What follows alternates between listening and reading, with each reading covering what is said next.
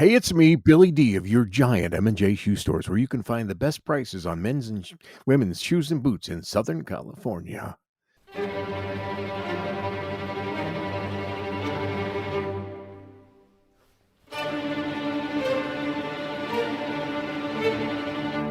Hello, everyone, and welcome to the Soldiers of Cinema podcast. I'm Clark Coffey, and always with me is Mr. Cullen McFater. And for the first time ever, and I'm super excited about this, we have a third person on the podcast. We actually have a guest.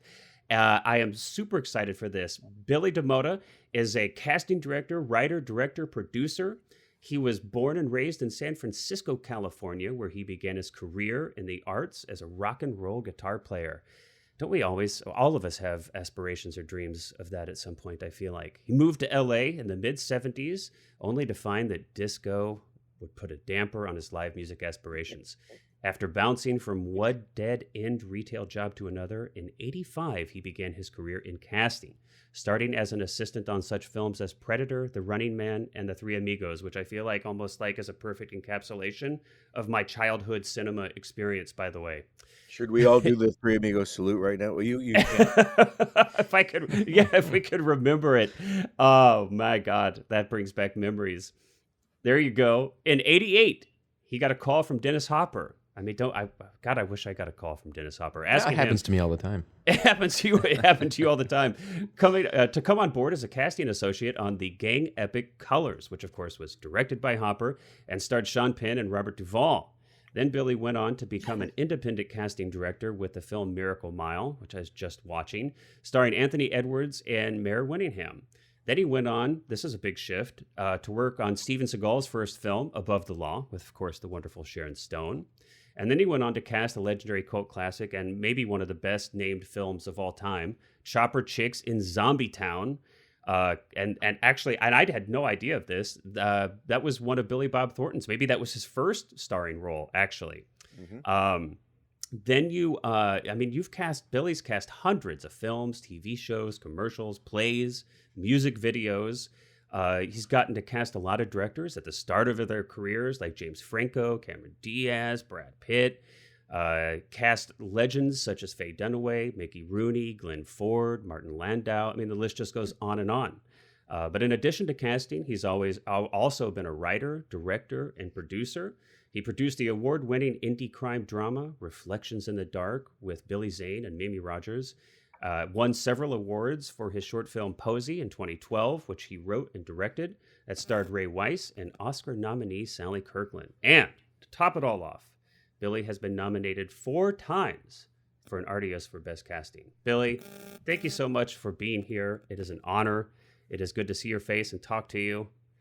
I can't wait to dive into some of the stories you must have and that experience. Well, I appreciate the invitation, and I'm always happy to chat about my career. I've got to recover from that bio. It was so, I've got to catch my breath. And that's just like a tip of the iceberg. I mean, you've been in you now. You're retired, as I understand it, right? Although, are you still working? I'm kind of semi-retired. Semi-retired, yeah. When you tell people you're retired, the phone doesn't stop ringing. So yeah, I'm a little history on that. I lived in Los Angeles since I actually moved there in 1975, 74, 75 to play rock and roll. It was, I had moved away from my family in San Francisco and my friends and my whole sort of support group, and started a new life in Los Angeles. And my family had moved back to Oregon, where my mom grew up. So we were now even further apart. So I would, go up to visit in Oregon and spend the summers and Christmas and that kind of stuff. But when I decided to retire 4 years ago, or again, semi-retire, I couldn't afford to live in Los Angeles. So I wound up, moving back to where my mom grew up. And I live literally 5 minutes from the house she grew up in when she was a little girl in the 50s. And my brothers and sisters all still live here. So it's a great place for me to kind of get away to. So that's where I'm at right now. Well, that I had never actually been to Oregon until I married my wife, and her family is actually in Sisters, if you're familiar with where that is outside I'm not. Bend. No. Oh, And you're, I think, yeah, so not too far away from you, it's but not far. it's It's just a a couple hundred miles. I yeah, live in the about as south as you can get. There's Medford and Grants yeah. Pass, Josephine County, and Ashland, the Shakespeare Festival, all down Yep, around there. yep. I've got family in Ashland too. It's just a really beautiful, wonderful place. Well, I kind of, if you want to take us back maybe to 75 when you first moved to LA, I'm always curious about people's stories about how they get into the business. And it sounds like you had aspirations to be a musician. You show up in LA. Tell us a little bit about that and how you found yourself in casting. Sure. Well, I moved here in 1974 with my then fiance. She was I was playing rock and roll, and she was aspiring to be a recording engineer. So she went to school in San Francisco, and then she worked at a few small studios down here when we moved here. And I got a job working with a studio band. I mean, excuse me. I started working in a studio as a studio musician and playing with a local band.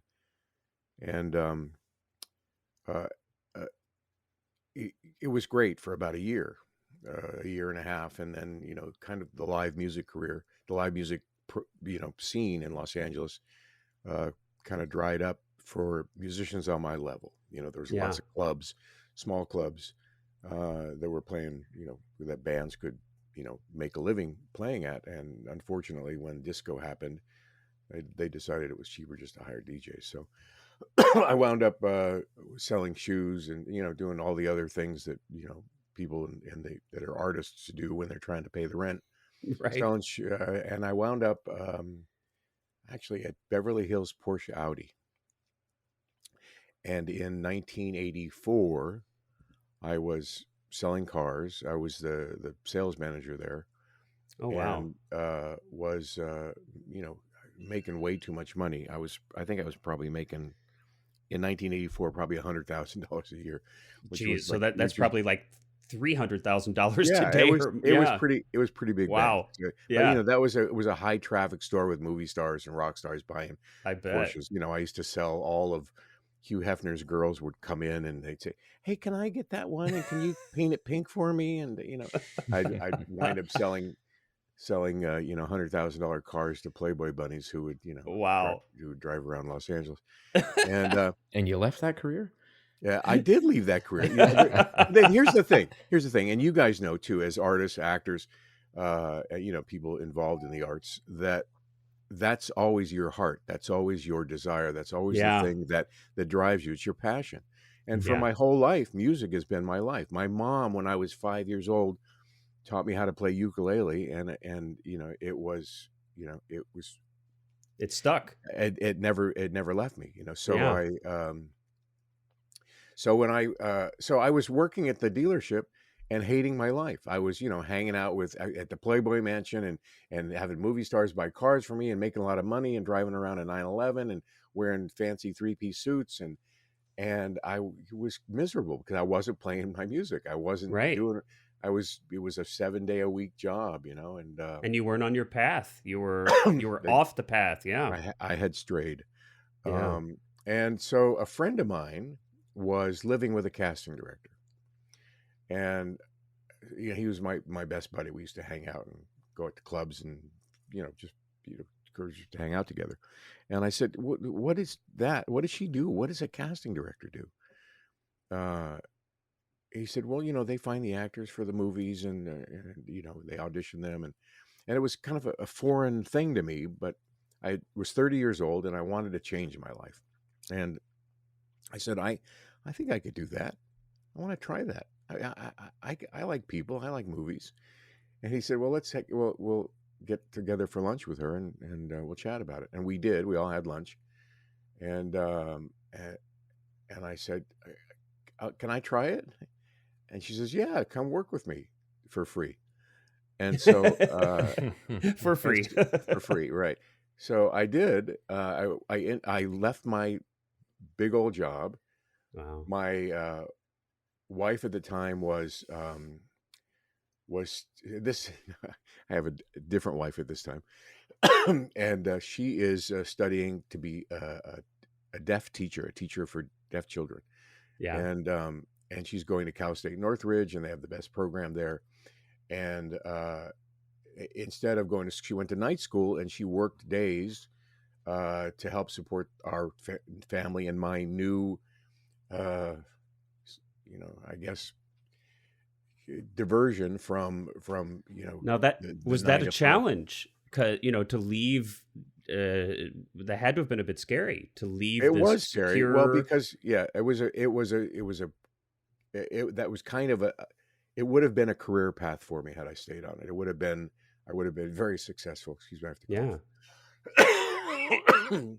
I would have been very successful, and I'm sure I would have. Because I mean, I'm, not to brag, but I always aspire to be the best I can be, whatever I do. So, um, uh, uh, but that's the reason I had to leave, because I knew that if I was in it any longer, I would get immersed in it and not be able to get out. So, Yeah. so she supported me. She was, I'm thankful I had, and she's still one of my best friends today.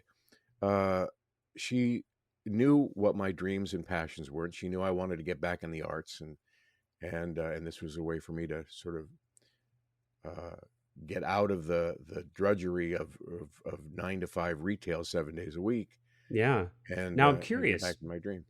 I'm curious, Billy. At this point in the story, your passion was music. Did you have a passion for film or cinema at this point when you first like dipped your toes into casting? Was that a big part of your childhood, or not so much? Or Well, I mean, I grew up just like I think everybody. I'm not a youngster, and when I grew up, there it was cost 50 cents to go to the movies, and when we would go every weekend. yeah, My brother and I would go to the in San Francisco. We would go to the Castro Theater, and the Castro Theater had, I mean, my first movie, the very first movie that I ever saw in a movie theater when I was 9 years old was The Pit and the Pendulum. ah, Roger Corman, mm-hmm. um, directing, Vincent Price, and Edgar Allan Poe, and one of my favorite scary movies of all time, and it freaked me Yeah. out. I mean, it literally freaked me out. I have to tell you just a quick aside. There was a huge chandelier in the Castro Theater, like an old, the theater is probably built in the early 20s, Yeah. early part of the 1900s, and the uh and when the if you're familiar with the movie, when the pendulum actually starts to swing across and is gonna is and the victim is strapped down and is getting closer and closer Mm. to dissecting Yeah. the human. There is I'm looking up, and I'm absolutely positive the chandelier is going to fall on me. And I mean, I was I 9 years love it. old. Yeah, yeah, I love it. I think I actually walked out of the theater crying. I think our Oh, babysitter took us. Me and my little brother Oscar. oh wow. Anyway, that my movie, sort of. I love to go see the movies every week, and of course, Okay. my dad used to take us to see all the Three Stooges movies, and Oh we were. yeah. But I was a huge, I mean, those were the days when you went to the movies every week. Yeah. You bought a ticket and you sat in front of a big screen. So, Right. and when I got into the business, the movie industry was huge, Yeah. and you know, I started when the woman that I was working for. I'm not going to mention her name because we don't get along anymore, and I hate her guts. Oh no. um, Well, we don't no, have to mention her name. That's okay. Yeah. no, she actually hates my guts. Oh. Uh, uh, she uh, um, uh, she was working on. She worked for John Hughes, and so Oh wow. she had just finished doing 16 Candles in the Breakfast Club and um, Weird Science when I started. I started with Classics. her when I started with. She was working on, basically, I started as an intern, and I was shuffling paper Yeah. and being being basically a gopher. And I'm sure that for all your audience, you understand what a gopher is. The guy you send to go for coffee. Most of And us have been there ourselves yes, at one point or another. and this is before Starbucks. And so basically, I was the office slave, which I didn't mind. I couldn't have been more excited to be making no money and doing lots of work. Yeah. It was But for exciting. real though, right? I mean, I know, because I mean, for you've, absolutely for yeah, real. I mean, yeah, it because was a brand new adventure for me. and Uh, exciting, I would imagine. I mean, yeah, even if you're pushing paper, I've been there, and a slight parallel to your story, not to make this about me, but I left a successful career in marketing and advertising. I wasn't on my path. And it was I felt like it was sucking the soul from my body. And then I left that to go be the lowest man on the totem pole, so to speak. And I know what that's like, but you're just happy as can be, though, yeah, at absolutely. least for a while. And so, so so you're anyway, pushing paper, yeah. and but I'm loving every single minute of it. And Yeah. she was working with, I mean, at the time she was, there were like Judd Nelson and Virginia Madsen and Craig Sheffer and Ali Sheedy and all these people were walking through the office, and they were at the time they were nobody. They were just kids, wanting to be in movies, Yeah. and so I was sort of there at the very beginning, and and I think what really inspired me too was that she worked with a lot of, working with John Hughes, you worked with a lot of young talent, Yeah. and there is an energy that's palpable when you're in the middle of that. Mm. And I don't know if you're into astrology, and I'm not really that much. I don't know that much about it. But my excuse me, I'm, I hope you can edit this stuff. I'm having having It's coughing okay. fit Yeah. for some reason. It's okay. I'm allergic to cats, and I don't know if you. And I just saw one walk across the screen. So did I not? That That's seems like a good fit. the fountain is on my table here, so I gotcha. the kitty drinks. So hang on a second. I'm surprised my cats haven't, made an appearance yet. Eventually they probably will, and This knock is something off my desk. This is Leroy. Leroy makes a lot of appearances. So Hey, Leroy. I had an astrologer friend of mine Yeah. who said, "Billy, you're 30 years old. Your Saturn is returning." Hmm. And in astrology, that means that you're you're due for a shift in your life, Ah, and a seismic shift is one that is like, you work for 30 years. That's the first phase of or you live for 30 years. That's the first phase. And then it's time to make a sharp left turn to go to do something else, and to follow your dreams. And so that's what I accidentally on purpose, fell into. And yeah. so I worked, I worked with, excuse me, I worked with Jackie on, oh, I just said her name. So You we're just said gonna, her name. Uh-oh. we're gonna cut that out.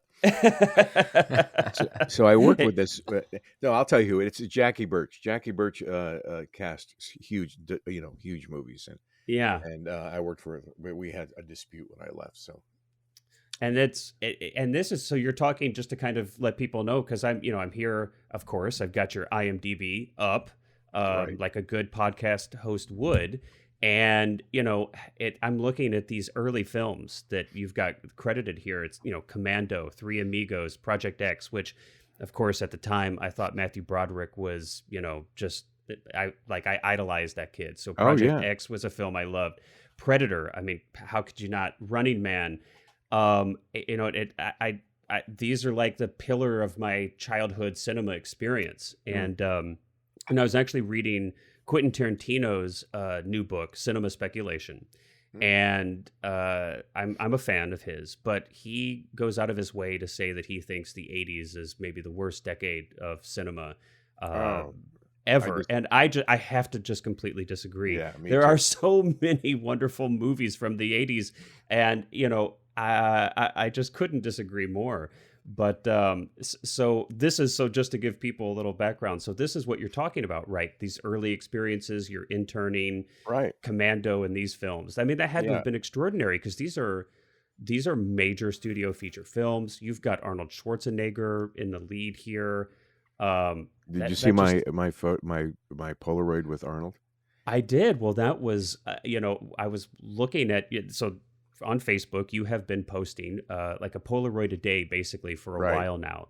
And yeah, that I saw some of those Polaroids and I just thought that's actually what sparked this. I was like, I got to get a hold of Billy. I'm looking at these Polaroids and I'm seeing all these young faces, all these people who've gone on to have, extraordinary careers. And I just Yeah. thought, you've got to have some amazing stories. Yeah, and Uh, it's just been amazing being there at the yeah. beginning of their careers, to watch people like Arnold. Commando was really his first, I mean, he did the Red Sonja, or not Red Sonja, but He did the Conan. Was Conan Conan, before right? that?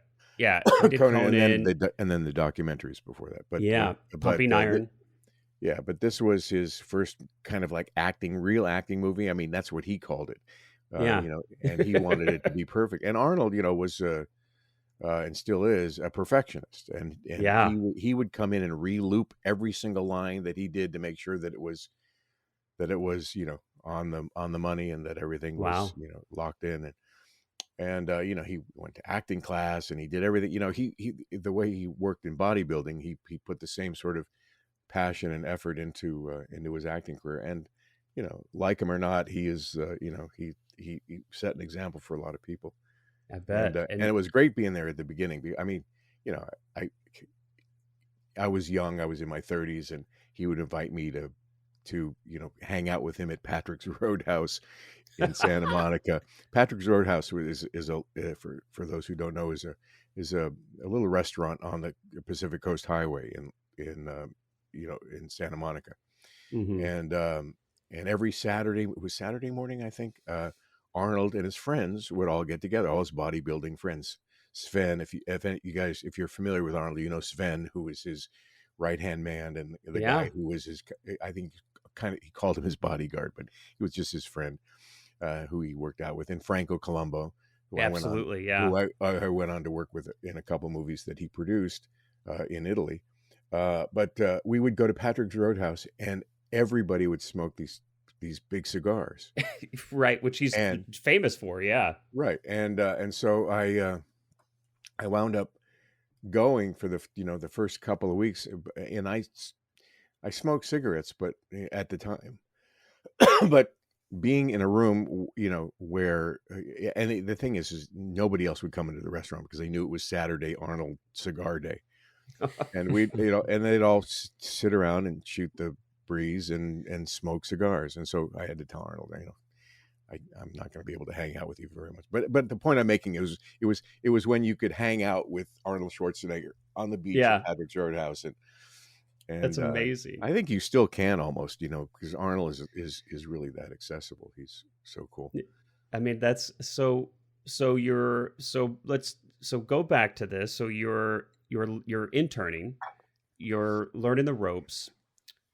Tell me kind of what that experience was like, and maybe too even kind of step back, because a lot of the people that are listening, um, they're film fans, they're cinephiles, but they don't necessarily know kind of how the sausage is made, or maybe even really understand exactly what casting directors do.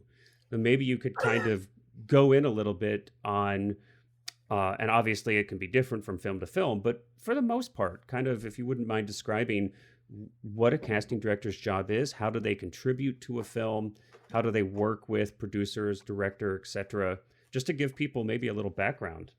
Sure. Well, yeah, it's kind of, it's funny because we kind of do everything, but I'll give you the general overview of what we're supposed to do. Right. And but essentially, in casting, as an assistant, and an intern in the beginning, I was pretty much relegated to doing all the sort of office work, filing stuff, and making phone calls, and setting up appointments. Making sure I travel arrangements for actors. When I first started, I was we were she was just finishing up a movie called, what was it called? I think it was called Fire with Fire, with Virginia Madsen and Craig Sheffer. Okay. And it was a movie about two, a boy and a girl who were teens that were both delinquents, and they got together and fell in love, and it was a fiery, terrible romantic relationship. And Mm. so I was doing all the paperwork after the movie had wrapped, and I was doing, like, you know, setting up people for looping and for coming in and doing reshoots and stuff, because the movie was done. If people don't know what looping is when you actually come back and you re-record your voice because it wasn't perfect when you Right. did it the first time. And I would be setting up travel for them to come into town or out of town or whatever. You know, it was basically just, office work. Yeah. DM, almost like I was at the DMV, but I was working with movie stars. Yeah. And then I got a little bit more responsibility, and I was able to actually hang out and sit in the sessions and help with putting ideas and putting lists together. And I became an assistant, and then I moved on to be an associate when I started working on bigger movies. And your responsibilities change, but essentially, what casting directors do and what they are the job developers for the movie that you're working on, the project you're working on. Okay. So you'll meet with the producer and director, and whoever in the creative team is, sort of in charge of making the movie. Sometimes the writer's involved. Sometimes like, for instance, we were talking about colors. Sean Penn would be in all the meetings because he was like the executive producer and the star. Right. He was the one who hired Dennis Hopper. He was the one who came up with the idea for Robert Duvall to be his partner in the movie. Mm. So you basically sit with the producer and director. You figure out what your goals are as far as finding talent goes, and then you put out a breakdown. You release a breakdown is basically a job listing for the actors you want to, Like a short description of the character right, and the requirements. Yeah. and the roles you want to, for the roles you want to cast. Yeah. And then the agents and managers who are out there, those are the people that represent the talent. They submit their best ideas for each of the roles that you're looking for, and then it's changed now because of the pandemic, there was the process has changed where it's become a lot less in person, and you can do more virtual casting, self tapes, online casting. Which But has been the trend, I feel like, for quite a while. I mean, even when I was in the game and really actively pursuing acting about 15 to 10 years ago, we already started to see some of that, and I Right, imagine When I was a kid too, there was self tapes were primarily my limited experience in any professional capacity was all self tapes. yeah, so but it wasn't always like that. I mean, yeah. in the Do casting you miss industry, that? oh Do you yeah, I feel like missed. that's a good or I, yeah, no, yeah, it's a bad thing. It's yeah, the whole. I mean, it's good in the fact that it's convenient and it's efficient. But sometimes in that convenience, in that efficiency, you lose the art, and you lose the human connection. absolutely. And And that's what the art is. Let's talk about that for a little bit. As I didn't know this about you, but I think I read that you have actually studied acting, correct? Like I have studied acting. you've studied acting. Yeah. When did you decide to do that in your career in this timeline? Because I'm kind of curious about how Uh, that affected the art of your process. okay, good. It's a great question. Well, in the late '80s, I'd been casting for a few years. Um, I had I'd finished Above the Law. I'd finished Colors on my own. I did a movie called Miracle Mile, uh, and uh, and I was still trying to understand how actors think and how they process, uh, Yeah. so I could be a better casting director. So um, there was. I got to figure out exactly the timeline, but I guess it was around '88 or '89. I kept Okay. seeing actors who I really who I thought were amazing. And every time I would turn over their resume, there was a teacher named Howard Fine who was on their resume. Now, I'd met Howard a few years before. He was working as a partner with another acting teacher, or he was a sort of an associate teacher there, and he had just started his own studio in the late 80s. And so I called Howard and I said, uh, I'd love to be able to come by and audit your class and just look at the way you work if I can, because every single resume that I turn over of an actor I'm in love with has your name on it. He says, come on down. You can, Monday nights we have auditing. You sit in the back, you're fly on the wall. So I went down and I went down to the actor Howard Fine Acting Studio. I was on Robertson at the time, and I sat in the back watching the talent. And there were movie stars in the class, and there were novices in the class. There were people that had just started, and there were people that had been working for years, and every single one of them was doing amazing work at the top of their game. It was mind blowing almost. And so after the class, I said, Howard, what do you do? I mean, what is your formula? How do you get such great performances out of these guys? How do you instill them with such brilliant, insight into acting? He said, take my class. Yeah. And I said, no, you don't understand. I'm a casting director. I just want to know. I'm not an actor. I'm not an actor. I just want to know. He says, take my class, take my basic technique class. It's now called the foundation class, but in the 80s it was called the basic technique, and it was a 12-week class. He says, come in and take the class. He says, I'll give you a scholarship.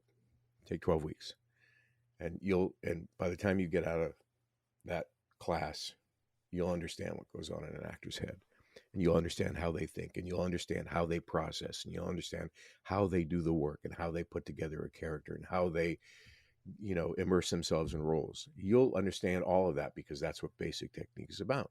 Mm-hmm. So I took the class, and I was in the class, and it was revelatory. It was something that I never expected. It was an insight into a profession that I didn't want to pursue, but that I wanted to understand. Yeah. And so I have another cat that's up here playing with the microphone. So she's trying to get. Yeah, like I said, I'm surprised that mine haven't. Usually anytime my cats, I don't know if this is the same for you, Billy, when they hear my voice, they just assume I'm talking to them. And so they just come to me, like, no matter what I'm doing, The same thing with me. I talk to Siri, and so whenever I talk to Siri, the cats think I'm talking to them. Yeah. So I just want to, but how was your experience like on a personal level? So it was like, it's you're learning about what it's like in the mind of an actor and what their process might be like. But was it intimidating? Was it scary? Did you enjoy it? Just kind of on that level, I'm kind of curious. Yeah. It's like anything else you do at first. You're on a tightrope. It's like, this is not my area of expertise. I don't know what I'm doing. I have no. And then once you start to get the tools, once you start to understand the process and the technique, it becomes so much more comfortable. It almost and if you're artistically inclined, you tend to lean into it, and you tend to absorb it, and that's what I did. And after I did the 12-week foundation class, I said to Howard, I said, you changed my life. You've opened up my eyes, and I see acting and actors and the profession and the process in a whole different way. And he says, wait, you're not done. I'm not. I said, I beg your pardon. He says, no. He says, I'm giving you a scholarship for my master class.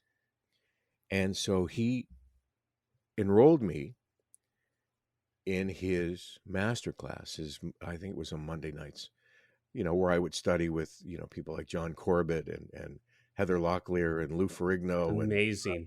And these are all actors that, that John Corbett was at the beginning of his career, but, Heather Locklear and Lou, already established. And other people, they were already established, but they were in class so they could improve their craft. And so I I was in his master class for about 3 years, probably until the early 90s. And then I got, I started working in Europe. I started working with, we're talking about Franco Colombo. He was producing movies now. Yeah. And he asked me if I wanted to come to Italy and work on some movies, and I said, yeah.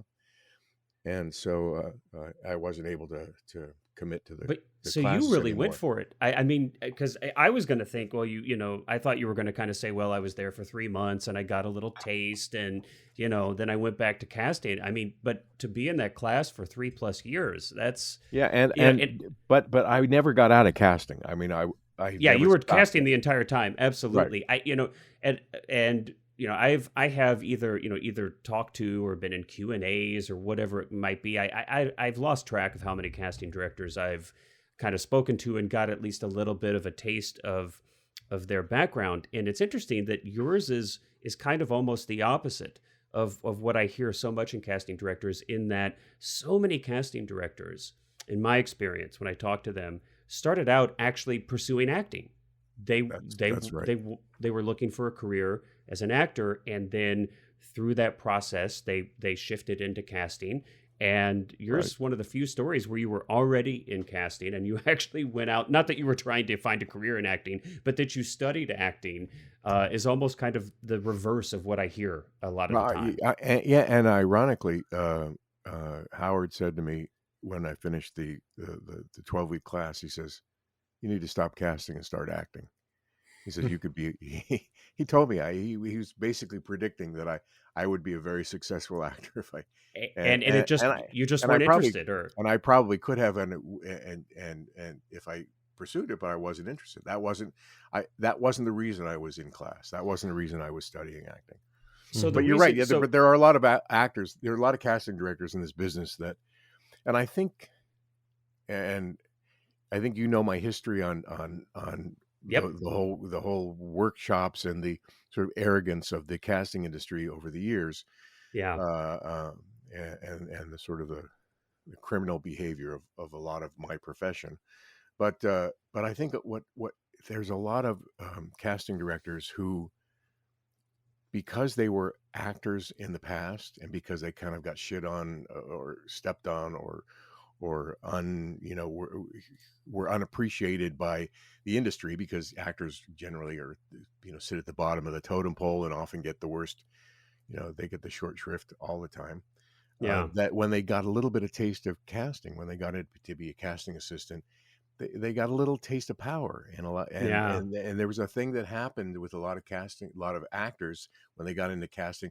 They said they wanted to try it just so they could understand the process a little bit more, but then they started to enjoy and appreciate the attention they got from other actors, and Yeah. the power they got from it. So And even so, I think sometimes just subconsciously, it doesn't even have to be a malicious thing, not to go too far down this rabbit hole, but no, you're right. sometimes it's just that, if you desired a career on a certain path and you're sitting in the room, and for whatever reason, because it's a tremendously difficult industry, and you can be exceptionally talented and not find yourself with a career that's paying the bills. Correct. And you could be sitting in that room and just see somebody who's just absolute dynamite, and there's might just be that, we're all human, that little bitty part of you that's like, gosh darn it, that should be me. Yeah. And so sometimes that even can exist. Yeah, but But also I think it's a little weaselly at a certain point. No, and weaselly, just in yeah, the sense that if you have a passion for a career, you don't just shift because it's easier to do. You know what I mean? It's like, I do. I'm gonna be an actor, and I'm gonna struggle, and I'm gonna try to make it.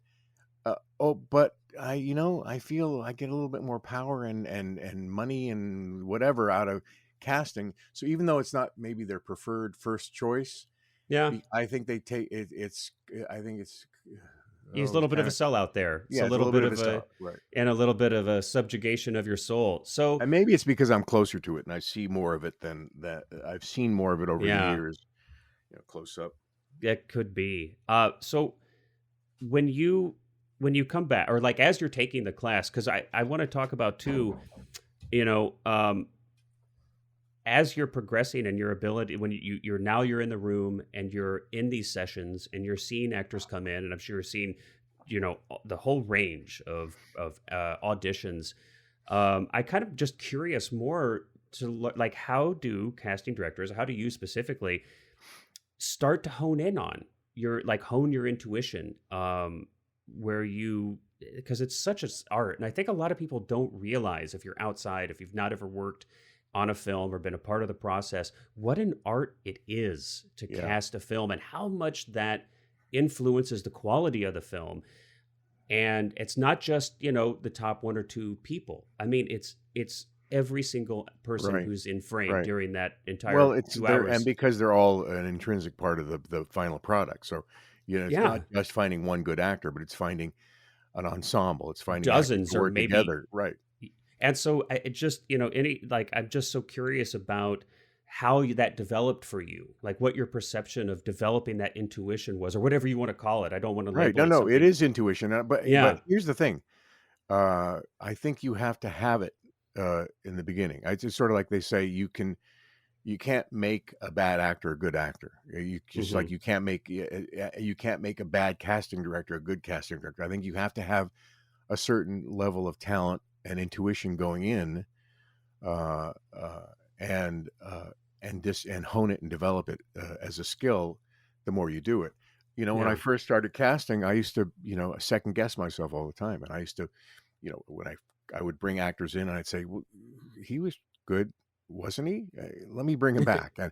and I would see him a second time, and, and then after a while, I would just you start to get this sort of sixth sense. I mean, from seeing so many actors and watching sort of the gamut of terrible actors to actors that blow you away, that you Mm. don't really understand why they do, but after you start seeing that on a regular basis, you start to understand what makes somebody bad and what makes somebody good. For instance, you can see that somebody who's not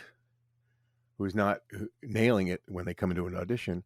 Yeah. There are a few different reasons. Sometimes they're just bad, and some and they will I've never been be there. good, and they'll never be good. And sometimes they're just nervous, or Yeah. sometimes they're just unprepared. And you have to understand all the nuances, and that develops after seeing lots of actors. I mean, I made a lot of mistakes in the beginning. I think everybody does when they start out. Yeah.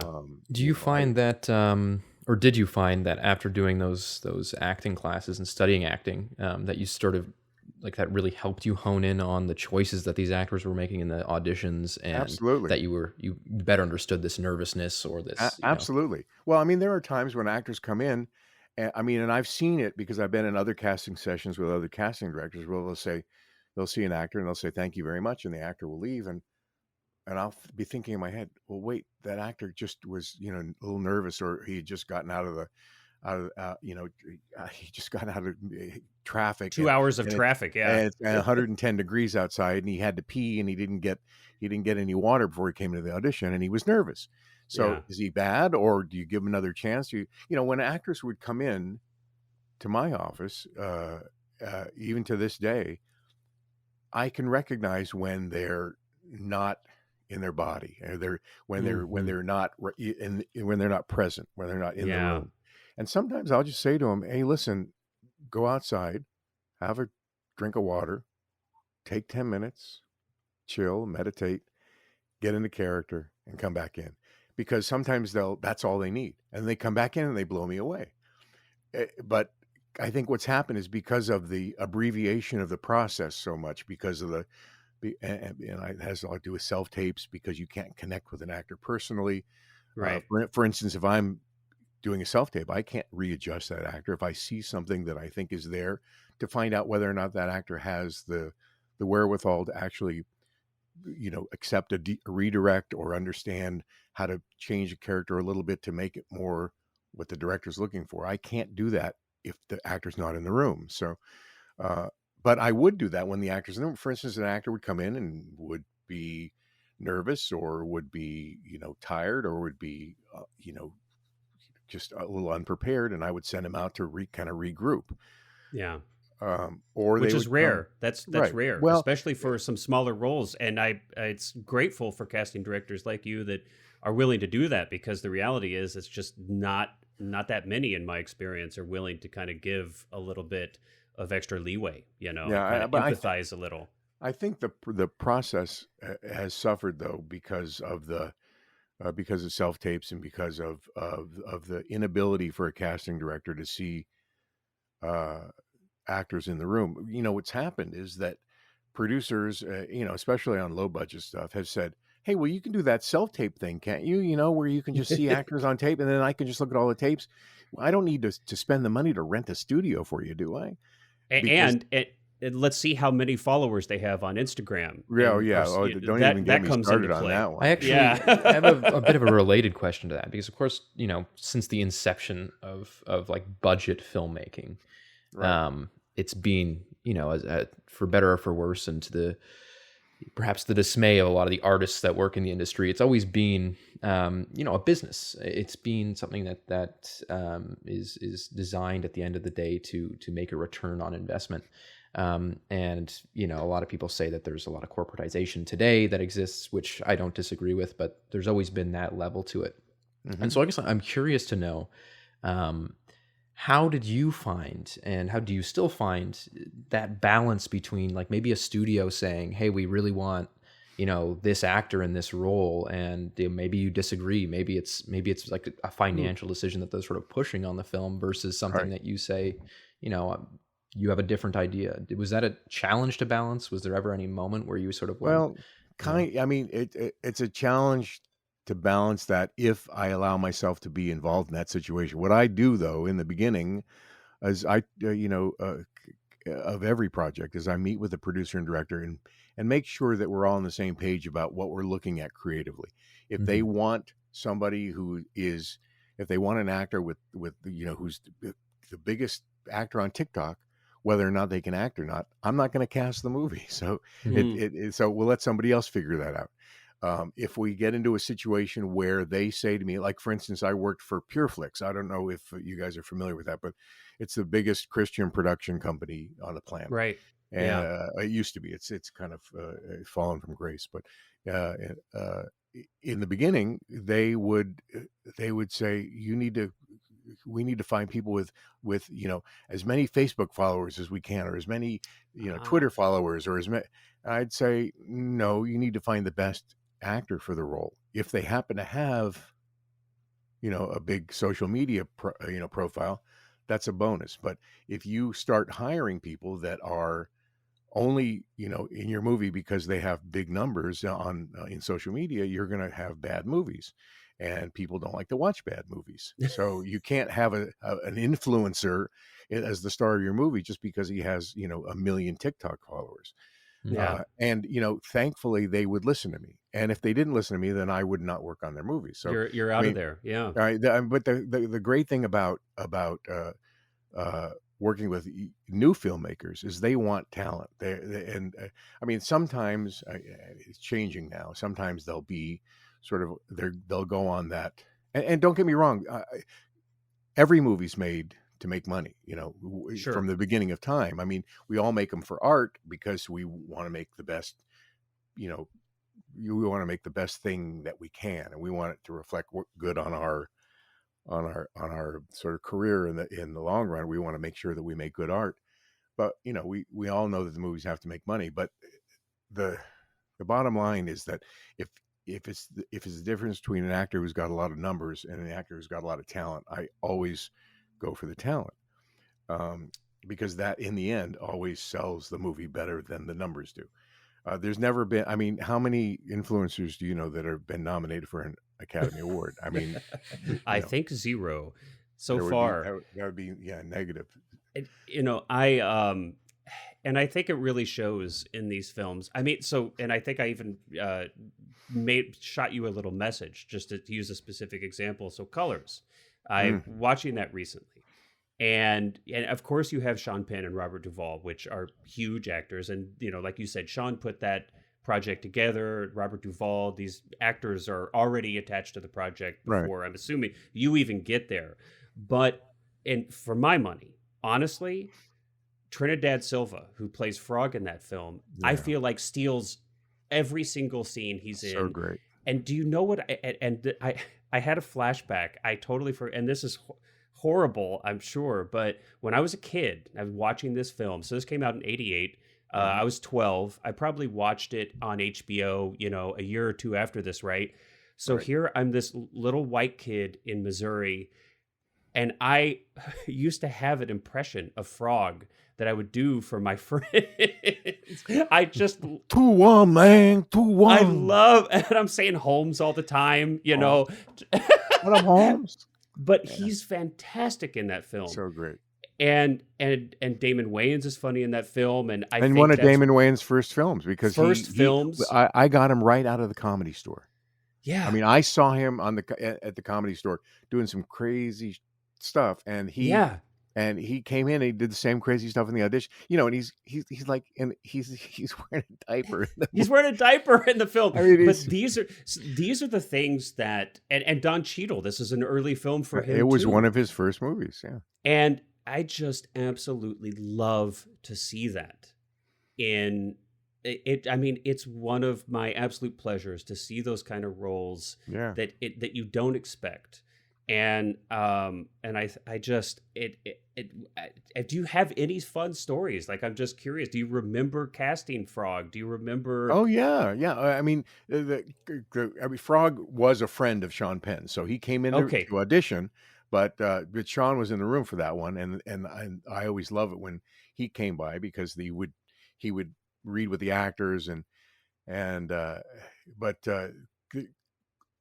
you have to remember that movie recast real gang members. So yeah, well, and I was curious about that too. Yeah. Well, Dennis and I, we would take midnight runs sometimes, and we would get in his 1978 Cadillac Seville. I mean, this is where I'm blowing my. I mean, I just want to let's slow down for a second. So you're with Dennis Hopper, yes, and you're in a Cadillac. What did you say? A 78? A 78 Cadillac Seville. 78 Cadillac Seville, and you're driving through the streets of Los Angeles at 2:00 in the morning. That already blows my mind. I know. That's already so amazing. I mean, I'm just imagining it from the point of view of a gang member. Suddenly, Dennis Hopper shows up. Well, wait, I'm going to tell you the story. It's Dennis Hopper. It's Dennis fucking Hopper. So Dennis is like, he's the ultimate rebel. So he says to me one day, he says, "Hey, could we, I want to go out and meet the gang members." I said, "Dennis, you can't just, you can't go meet gang members. You can't go." He said, "Why not?" So what I did is I called. We were dealing with Crash, and Crash was the gang intervention unit with the LAPD, and they knew all the heads of all the gangs, the White Fence and the Crips and the Bloods, and all the way from like San Pedro to Simi Valley, and so I called them, and they set me up with the guy who, I guess, is sort of the liaison for the Bloods. Okay. And they wanted to meet us at a place. It was near Watts Towers. I can't remember exactly the name of the place. At some park at 2:00 in the morning on a random night. And not sketchy at all. Not sketchy. So Dennis says, I want to do it, man. Let's go. So, okay. It was a white boy. Now, I grew up in not the best neighborhood, so I'm familiar with the streets, but I'm not, I got a Polaroid camera, and that's what I got. Yeah. So we're driving in a 78 Cadillac Seville, and we go to this meeting at 2:00 in the morning. We pull into a parking lot, and all I can remember is the parking lot with all the lights that are lighting the parking lot, and complete quiet. We just park there. We have a prearranged meeting, and there's nobody there. Yeah. And all of a sudden, you hear boom, boom, boom, boom, boom, boom. What's that? There's cars that are starting to pull in, and they're all red cars. A red Chevelle that's kind of bouncing on its way. Yeah. And a red Porsche and a Mercedes and a Cadillac, and there's all these cars they're pulling into the lot. There's literally 20 cars in there, and all these guys start to get out of the car, and right around us, right? Yeah. And Dennis gets out of the car, and he's like, whoever was like the sort of the head of this particular entourage came up and greeted Dennis. Hey man, you the easy rider, man. So that's what I was going to ask. Did they recognize him? Did they know Of who course he was? they recognized him. Hey man, hey, the blue velvet, man. What was that shit you put on your face, man? It was like That's great. it was, and we were high fiving, and the music Nice. was playing, and they had their do rags out, and they were dancing, and the music, and they would pop their trunks, and they had like AKs and hand grenades, and in their, Yeah. I did, and Just wild. I was armed with my Polaroid, and I was tasked with taking Polaroids of all these guys and getting their numbers, Wow. and then they would say, uh, uh, take a picture of my car, man. I want my car to be in the movie. So then I started taking pictures of cars, and so and then we basically go through all the pictures, Dennis and I, and Lauren Lloyd, who was the other casting director on the movie, and we would pick out the people that we were going to bring in, and do auditions, and I'll never forget there was a guy named, what was his name? T. Rogers was his name. Hmm. He's in the movie. T. Rogers was he was a blood. He was. I'm trying to remember whether he was red or blue. And actually, I think he might have. I think he might have been a Crip, but we needed somebody to play a blood, and he played a blood in the movie, and it was like Dr. Feelgood is his credited name, if that rings a bell. So T. Rogers, right? Yeah. And when he got to the set, he looked at all the production designer had painted all the walls and stuff, and he said, "Man, what is that shit on the wall, man?" And the guy was saying, "Well, it's graffiti." "No, man, we don't do it like that."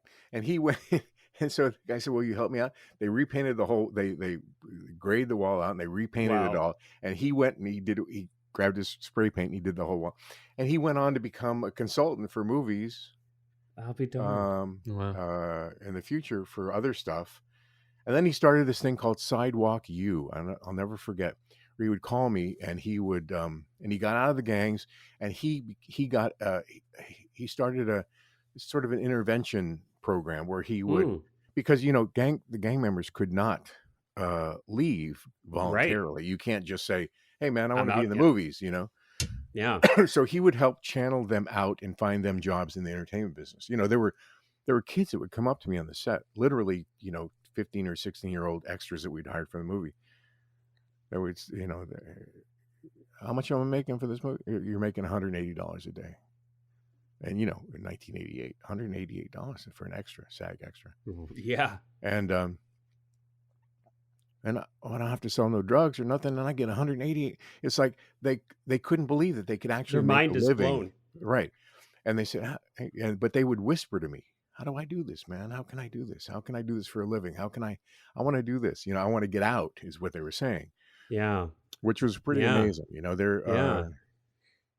So anyway, what an experience. There was another guy named Peter Vasquez who was in that movie. Peter Vasquez was, he played Flaco, I think is the name of his character. And he had the great scene where interaction with Robert Duvall.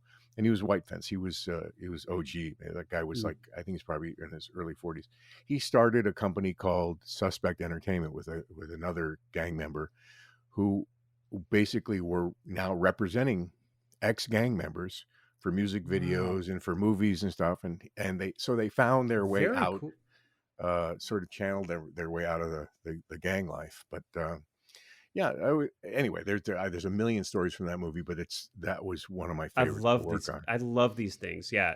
I mean, it sounds like it was just such an extraordinary experience. And at least for me, I find these kind of stories just captivating and interesting. Mm-hmm. Just that these like little windows into, I mean, look, if, I absolutely love cinema.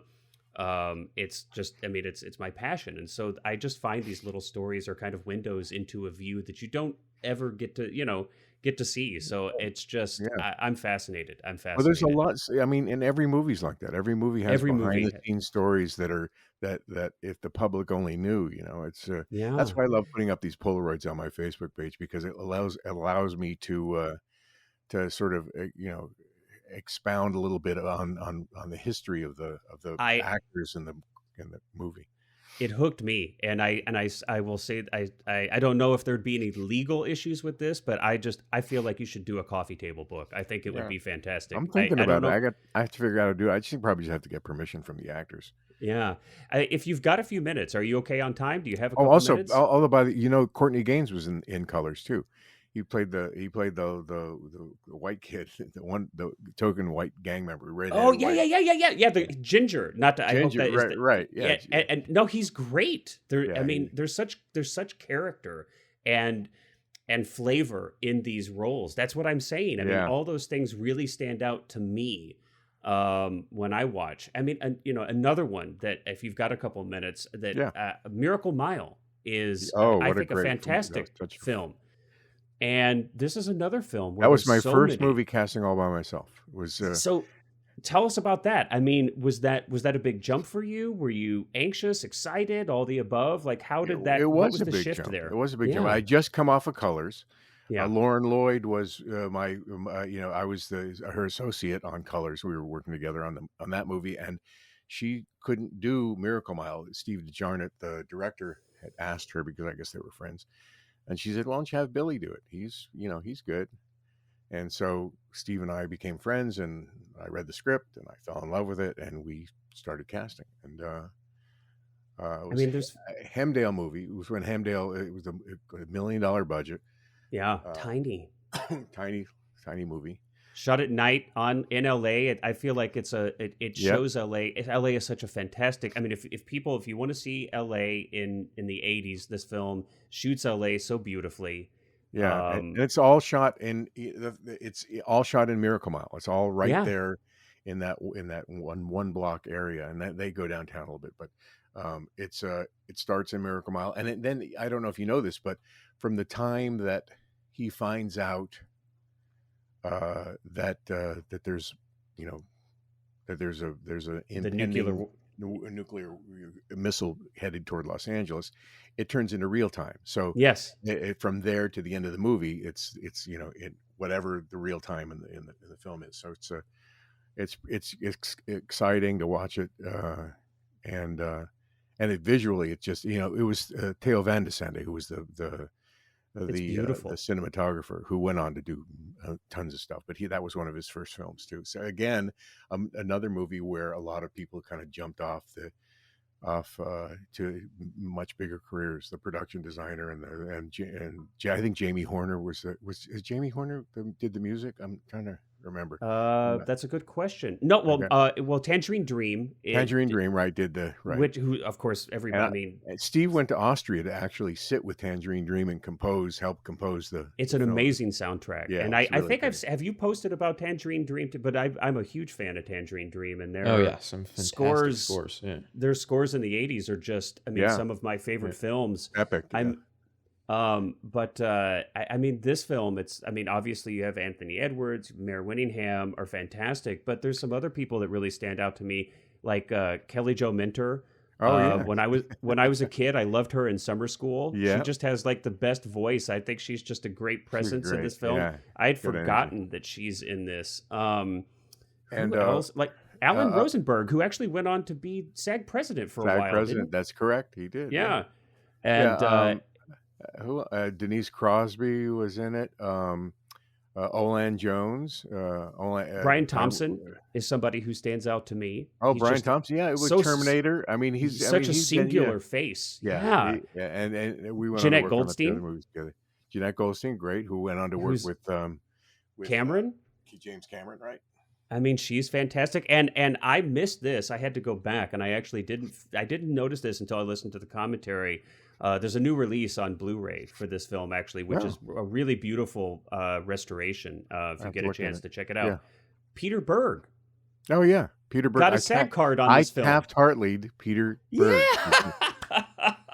Peter Berg, and he wasn't even supposed to get his SAG card, but this is very funny. He played the sax player in the band. Harry Washello was the trombone player in a traveling band that was coming through town, and they met. Anthony Edwards meets Mare Winningham at Johnny's Diner. which is still there, and they still use it. At the time, it was a real diner. Yeah. Now It it's just wasn't. It wasn't. Now it's just for filming. for filming. Um, Yeah. uh, and he meets her there, and then she goes to see him in the park, where Pan Pacific Park, before it burned down. Because Steve was amazing in finding these great old, Los Angeles landmarks. Yeah. And so there's a scene where he stands up, and where they're playing in the band, and Peter Berg stands up with the saxophone to take a solo, and Harry kind of like, he's trying to impress his girl, and he stands up with his trombone instead, and Peter sits back down. That was his big. And technically, you're supposed to say something before you can get Taft-Hartley, but right. we Taft-Hartley him anyway. Well, yeah, he got and his then and then the rest is history. Obviously, went on to do a lot, but that's just and wonderful. Also, who's I'm just blanking on his name. Who went on to have a great career? Forrest Gump. Oh yeah, that's McKelty Williamson. Yeah, Michael T. Williamson. Yeah, and who used to be before he was Michael T. He was Michael T.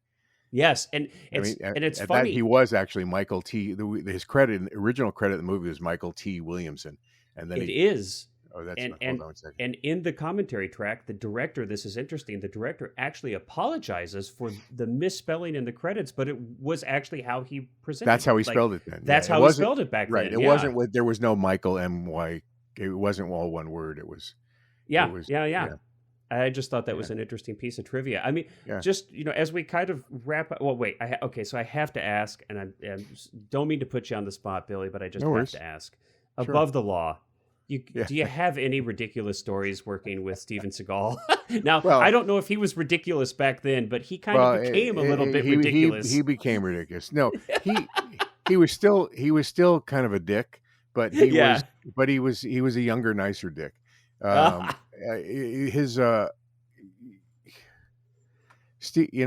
have to remember that Steven's whole life is based on a lie. I mean, everything that he says or has done in his life, he made up, or he exaggerated, or he extrapolated from, and totally turned it into something else. I have seen videos of his supposed, I don't want to use but martial arts technique, for example, which apparently a lot of that's fabricated. Well, I spoke to a few people who said, he was married to a Japanese woman, and he lived in Japan. Her father was the head of the dojo. He's probably going to hear this and try to kick my ass. I'll tell you a couple of good stories about Steven though. But I'd love to hear it. So he moved here,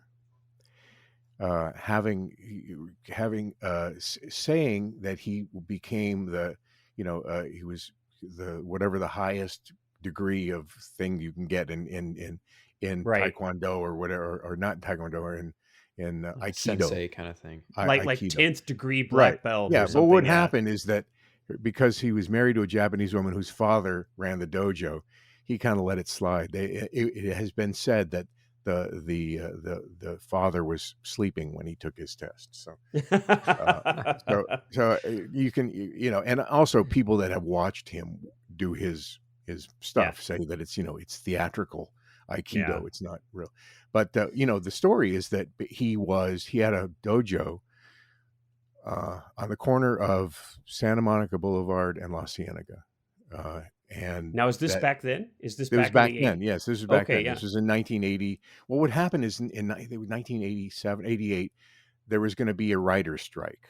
It was pending in the early part of the year.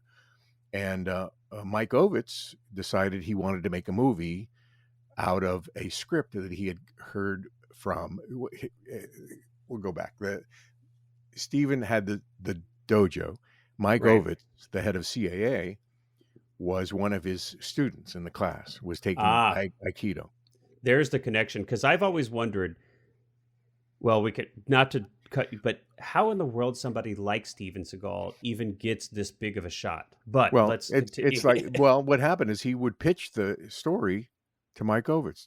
telling him Yeah. about how he was in the CIA, and that when he was in Vietnam, he was involved in the Vang Pao heroin cartel, to help stop the, and that basically what he did is he took the idea from the Christic Institute. The Christic Institute talks about the real story of how heroin being channeled into the inner cities in the 80s was a huge problem. And he took that and he extrapolated on it. Yeah. Basically turned it into his own story. Right. Talking about how, and you're going to have to figure out how to edit this so I don't get sued. Uh, but he basically would tell people the story that he was in the CIA. This is what he Mhm. told Mike Ovitz. I was in the CIA. I helped stop the heroin trade in South Vietnam. I mean, I don't even know if he's old enough to be that. I mean, he just turned 70. Right. So, and so Mike Ovitz said, "Hey, let's make a movie." So I get a Wow. call. I get a call from Robert Solo, who was the guy who was one of the producers on Colors, and he said, "I'm working on this movie, and you want to cast it? It's with this new guy." And the first thing he said to me is, "He's kind of a dick, but I guess it's a good story." Right off the now, and this was so Oh, I'm not a Steven Seagal scholar, so you'll have to right. forgive me. No, But neither this am is I. his first. This is his first film, right? It's Is his this first film, right? Yeah, Right. yeah. Now, and this is what I hear. This is just the stories that I hear, that he is Yeah. living with Kelly LeBrock, Ah. and I think he actually got married to her when he was still married to the Japanese woman. Oh my. And the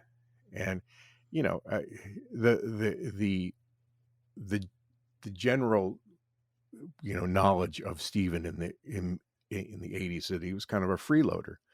And he had a Rolls Royce. He bought a Rolls Royce, one of the like a 1965 or 60, one of the Right. old ones, because he could drive a Rolls Royce around in Beverly Hills and pretend like he was whatever. Right. And I think somebody said he was sleeping in it when he met Kelly LeBrock. Wow. And so they so he convinced Mike Ovitz to make the movie, and they put it into production. Amazing. And thankfully we found a great cast to support him. Henry Silva, who's still one of my favorite actors of all time. Yeah, yeah. And Danny Feraldo, Pam Grier. Pam Grier, Yeah, Grier John C. is Reilly. amazing. John C. Reilly. Oh God, I John mean- C. Reilly's great. Yeah. Yeah, there was some love- really great talent in the movie. Now I'm curious, because you kind of talked about Colors. Sean Penn was in these sessions, had a lot of influence, I would say, or had a lot of say. Worked closely with you on the cast. In this film, Above the Law, did Steven Seagal, was he, did Every he have single session, he was in Every- every single casting my session, goodness. because he wanted to be Wow. there when the girls were reading. Oh, I was. So I mean, it was on my so- mind. I so didn't you say it, really though. had to, you really had to earn your money on that one. I mean, you basically have him looking over your shoulder. I'm imagining. I don't. He was you know, still that- like an excited kid, though, and he gave me a lot of deference. He said, "Billy, can I sit in on this one? Can I do?" But Okay, okay. he was So the not- star. He was the Yeah. star of the movie, and he knew he could if he wanted to. But he But he was actually pretty decent about it. yeah, he was. Okay, right on. What were some of your? I know we've kind of talked a lot about your earlier films, and you'd kind of hinted at your work in Pure Flix and the faith-based films, and you were a part of probably like the largest, right, or one of the largest box office faith-based films, the God Is Not Dead, right? God's Not Dead. Yeah. And did you? I'm just kind of curious. I'm not as familiar with that genre of film as I am some of these others, but what was that transition like? Was there, as far as casting goes, was there any significant difference to kind of how? I mean, you talked a little bit about how they wanted to kind of steer you toward, people that had social media audience, but Right. They also wanted to steer me toward people who were big in the Christian community, which makes sense. Okay, yeah, So I did that. Again, though, trying to steer them in the direction of the best actor, not just Yeah. the person who was the most Christian, Mhm. or had the most Christian followers. There were some people that we had to cast that I wasn't crazy about, but I worked on 35 movies for him, so 35 movies Wow. and two TV series. Oh my and goodness. Yeah, and the biggest ones were the kind of the funnest. So the Case for Christ was fun um, with Alicia Sil. Not what's her name? I'm blanking. It's okay. I should We I can should add pull. it in I post. have, I have to pull up. I'm going to pull up my IMDb here, Yeah, pull it up. Pull it right? up. So I can even so I remember. I mean, I Erica mean, how many? Christensen and Faye Yeah, Dunaway. no, yeah. Faye Dunaway. Oh, Faye Dunaway was fun to work with. Oh my She, gosh, I'd forget. And you've worked with so many people, and you've worked on so many films. There's obviously no way we can touch on all of this, but I'm just curious. Do you have any stories to share about Faye Dunaway? We actually just in one of our last episodes, we talked at length about the film Barfly, which of Hmm. course yeah, Faye Dunaway's in, and she's fantastic in.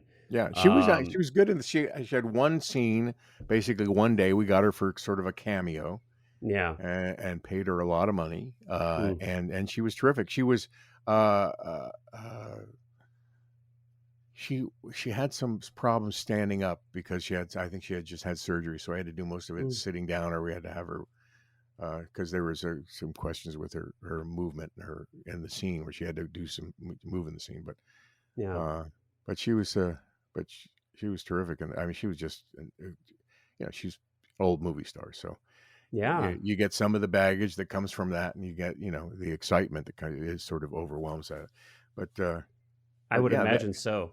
Yeah, but somebody, and that's. Oh, sorry. Go ahead, Billy. You were. but that was one of the movies where because I think a lot of people were sort of a lot of mainstream movie stars were sort of steering away from faith-based movies because they didn't want to be labeled as a Christian actor. Right. This movie came from Lee Strobel's novel and or not novel, his book. Actually, it was a novel, and it's a you know a pretty it made it a little bit easier for them to get involved. So we got, I mean, Erica Christensen and Mike Vogel and Faye Dunaway and Frankie Faison, who was amazing in the movie. Robert Yeah. Forster in one of his last jobs. Oh, I, And, I, that's another actor that I feel like was really extraordinary, and I was, and it's so interesting how people are cast. I was, so again, I was reading the Quentin's book, and he talks about how he came to cast, or even had the idea to cast Forster in yeah, Jackie Brown. And hmm he actually, speaking of Corman, we talked about a Corman flick right, at the very top of the podcast. And I don't know if you've ever seen this film, but Forster is the lead in Corman's Alligator, which is I've kind of not like seen the movie, but I'm familiar with it. Yeah, a Jaws knockoff, right, of right, about that era. right. Just replaced the shark with an alligator, Corman was good and at that. Hmm. Corman was the best at that. And but that performance had just always stuck in Quentin's mind. That Yeah, even though the film was obviously pretty schlocky, that his performance was outstanding, and yeah, that was actually kind of the hook that stayed in his brain. Fast forward all the way to the mid '90s or late '90s, and he has a bit of a career resurgence with his casting in yeah, Jackie Brown, yeah. and he It and was he was great. so wonderful in that. Yeah, And and it's Robert Forster who's been on the scene for 50 years. He was a working actor all the time. yeah, Was never he used to hang out at the Silver Spoon in West Hollywood. Along with with all the other sort of movie stars that were not working anymore and yeah, or not working as much as they used to. boy, And it gave him a real you know really pumped up his career, especially with the Academy Award nomination and everything. that's got to be Um, fun to see that. and I got a Are there chance to any? work with him in a movie called Touching Home with Ed Harris. That was one of my Yeah, favorite movies to cast with We him. spoke about that. Me and Clark spoke about that. Yeah. Yeah, and, and that was a fun movie. what about that film was kind of made that one of your favorites? Was there anything You specific? know what I loved is the two brothers. I'm going to go back to my IMDb because I'm blanking on their names now. But I mean, it. it was the whole process, because you have to remember that these were two guys that wrote a script, Mhm. and it won the Panavision Best New Screenplay Award, and they got $100,000 prize money, and they wound up making an amazing because they were both baseball guys, Right. making an amazing baseball kind of a promo. Let me go down here. I'm going to look at it for a second. I'm just trying to find the.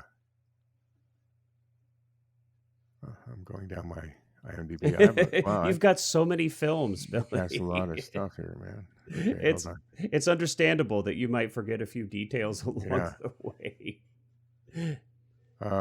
So almost there. Almost there. s- Touching Home. Here it is. Touching Home. The Miller brothers. Yes, Logan Miller and Brothers, who yeah. who were twins, and they the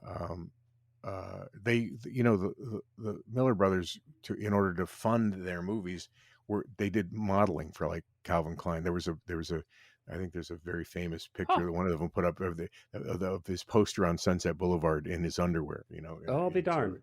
Calvin Klein. So they they had aspirations to be baseball players growing up, and their alcoholic father kind of ruined that for them, but they never lost their love for their father. So when he passed away, they did the story of their their aspirations to be Major League Baseball, and Ed Harris is their dysfunctional father who He's so good. And in the movie he's just amazing. But that was one of my favorite movies, just because like I loved hanging out with them, and their energy and their passion, to make movies. I don't know if they've really done anything since then. I think they went on to do a couple. They did White Boy Rick, which I heard a lot about in 2018. Oh, I didn't. Or at least Logan. One of them did. No, I think they both were involved in that. I'll have to check that. Yeah. But if you can rent it, because it's a terrific movie, and it's shot beautifully. It looks great. It's a fun story. Brad Dourif is great in the movie. Oh, I love him. Brad Dourif's one of my favorite actors. I love Brad Dourif. And Lee Merriweather, the Batgirl, Batwoman.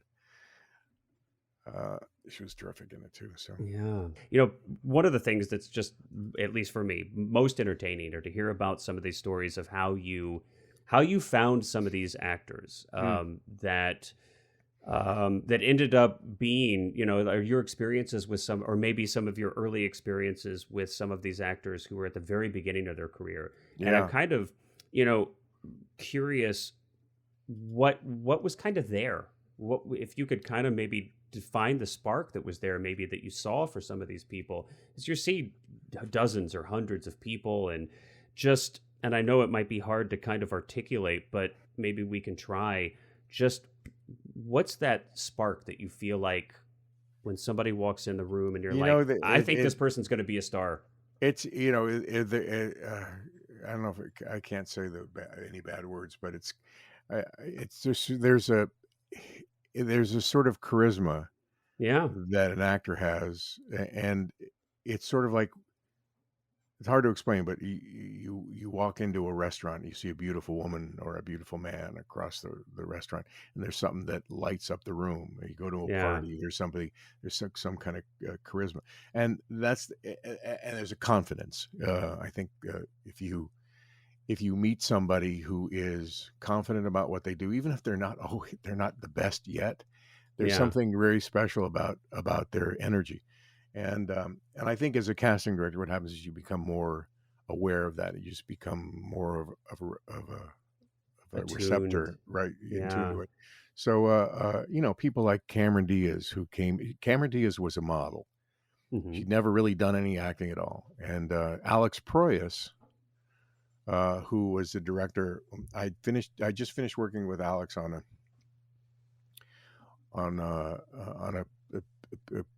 a bunch of commercials, and he was just starting this new Australian Coca-Cola campaign, and he was looking for a girl for the campaign, and right. And so Alex Proyas, by the way, I went on to work with him on the iRobot and The Crow. He's an amazing director. He's the one who directed The Crow, and Cameron came in. There were probably 200 women that came in. And the scene is a woman running along the beach in Australia toward a lighthouse that is projecting a big Coca-Cola banner for a Coke commercial, right? Coke commercial, right? And so we were looking at all these girls in their bikinis, right? And the girls and Steven Seagal pops in and says, "Hey, can I join it?" No, but but there were other people that did want to drop in. I bet. Whenever we did bikini sessions, there was always Yeah, people outside the you room saying, got to. "Hey, can I borrow a pencil?" Right. No, yeah, but but these were pretty routine. What happens is a girl would come in, she'd do a couple lines, she'd drop her caftan and do a little spin in her bikini, and she'd be gone. Yeah. Well, Cameron Diaz came in and she had like cargo shorts and a tank top on, Yeah. and and she came in. I think the first thing she did was she told a joke, and this is a girl I who had believe it. just been on 17 magazine and was like a big print model, and she was gorgeous and she was cute. And I think at the time she was like 19 or 20 years old, and so Alex or somebody in the room said, or maybe it was me, do you wear a bikini? And she looked, she goes, "You don't need to see me in a bikini. Trust me." And and she, just like you, she had the room cracking up, Yeah. and she told another joke, and she said the line, and she says, "Okay, goodbye," and she walked out, and then we all looked at each other and said, "Okay, that's the one. Yeah. She's the one we're going to cast." And It's amazing. God, I look back at, my early auditions, and I'm like, God, I wish that I would have, and you can't manufacture that is the thing. Like you can exactly. even I know, mean, you can't manufacture it. And it's like, oh, okay, I know that, they're looking for X, Y, Z, and, desperation is going to be the death of an audition. I mean, you can know all these things conceptually, but you've just got to own it in your body. You right. can't fake it. You can't manufacture it. And, and I'm sure you were honed in on when somebody was like acting confident as opposed to Yeah, actually right. They're being being present. confident. Yeah. Right, sure. Yeah. Yeah, I mean, just when they walk in the room and they don't give a shit. They're just like, here I am, and there's a certain, confidence. It's Yeah, all you, it really is wonderful to see, and I, have been in casting sessions myself for different, in different capacities, either interning at a casting office or on my own projects, and you really start to get a feel for it, and it's really amazing when you've sat in a session and you've just seen person after person and you're just like, I'm never going to be able, like, there's just not, and then that one person walks in and you're just like, right. oh my gosh. Well, I have They, to. I'll tell you another funny story. So, I'm working on a movie called Brothers in Arms. uh-huh. Probably 1988 or 87, 88. Okay. And it's a movie about these sort of Amish type men who live in the mountains, who wear long black coats and ride around in horse and buggies. Right. And there's a production manager on the movie who says, "Hey, I have a new roommate, and he just came out from St. Louis, and he's trying to meet casting directors and get into, acting more, and I want to know if he could come in and read for one of the roles." So I said, "Sure, have him come in to read for, whoever, Jedediah, the young son." And so this kid comes in. He's got a long black coat and a big hat. He dresses up for the audition. It's Brad Pitt, and he probably one of his first auditions in Los Angeles. I think he worked in some commercials and maybe done some small TV stuff. But Right. he wanted to do movies, so he came in. And he was really cute. He's probably in his early 20s, and he was reading for this thing in his long black coat and he was terrible. And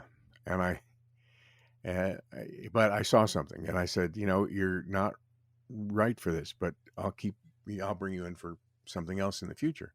Yeah. And he was like a puppy dog, and he was like, he would call me every once in a while, and he would talk, what should I do? Should I be in classes? Should I get new pictures? Whatever. We were kind of like buddies like that. You actors that call casting directors and chat with them.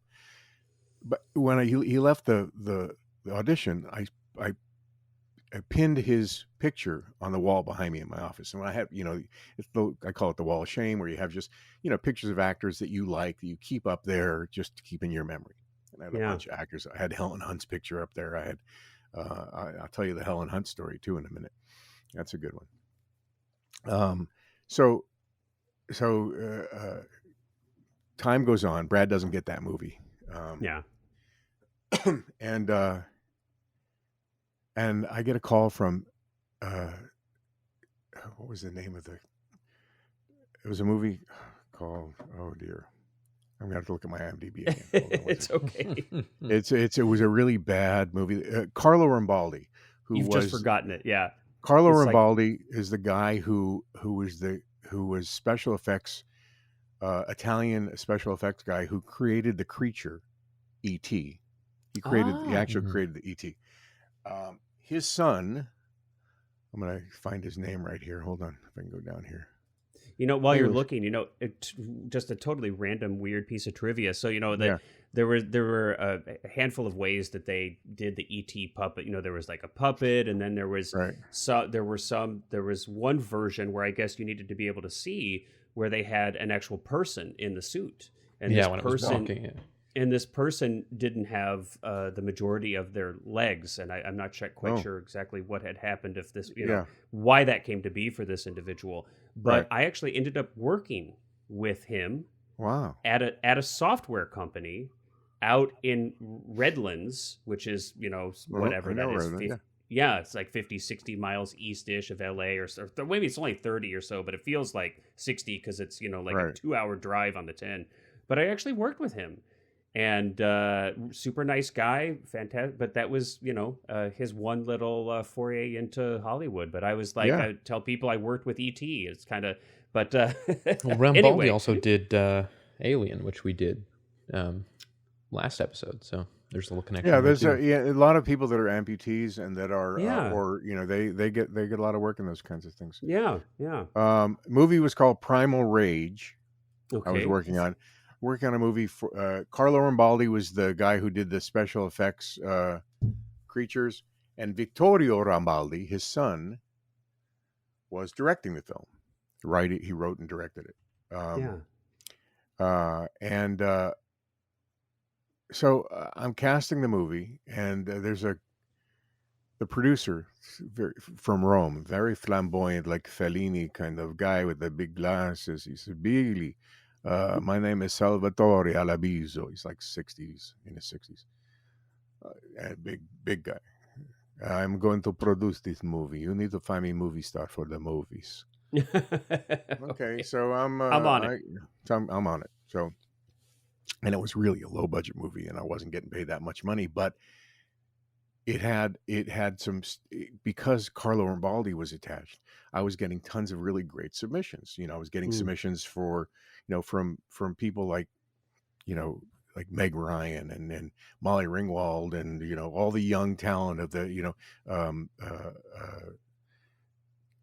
the young female talent and male talent at the time. They were all being Yeah. submitted, but Salvatore Albizo was very particular, and he didn't like anybody. Billy, Mm. why you bring this poor actor down in the rain to come read for this movie? He's terrible. This is while the actor's in the room. Oh my gosh! Of course. And so I keep looking. One day he's walking by my my desk, and this is where sort of this is the callback to the picture on the wall. He sees Brad's picture on the wall, Brad Pitt's picture. Billy, who is this boy? You don't really. He's not right for this movie. So, Billy, why not you bring this boy in? He look good for the movie. And the movie's about, just so you know, it's about a bunch of college students who are sort of they're like PETA, the animal activist group, Mm. who Right. are trying to stop the animal experiments that are happening on that university, in that university lab. They're doing Okay. experiments on these primates. What happens is one of the primates who's being experimented on with sort of nuclear radioactive material bites one of the students, that's one of the activists, and the student turns into like Monkey Boy, and Monkey Boy goes on a rampage and kills everybody on campus. Of course. Right. And Absolutely. this is it's a horror movie, and so not a romantic comedy. And so he Although says, I might pay to see that. Yeah. Billy, you bring this boy in. He comes to read for us. Okay, all right. So I bring Brad in, and now Brad's like over the moon. He's like so excited he gets to come in and read for the lead in the movie. Yeah, of course. And he comes in and he reads, and he's okay. But now that you have to remember, there are, everybody's there because these are the producer sessions, and we have and there's a couple of women that are in there that are part of the production crew, and they go gaga over, wow, he's so beautiful. This man is so beautiful. I said, yeah, but he's not really that good of an actor.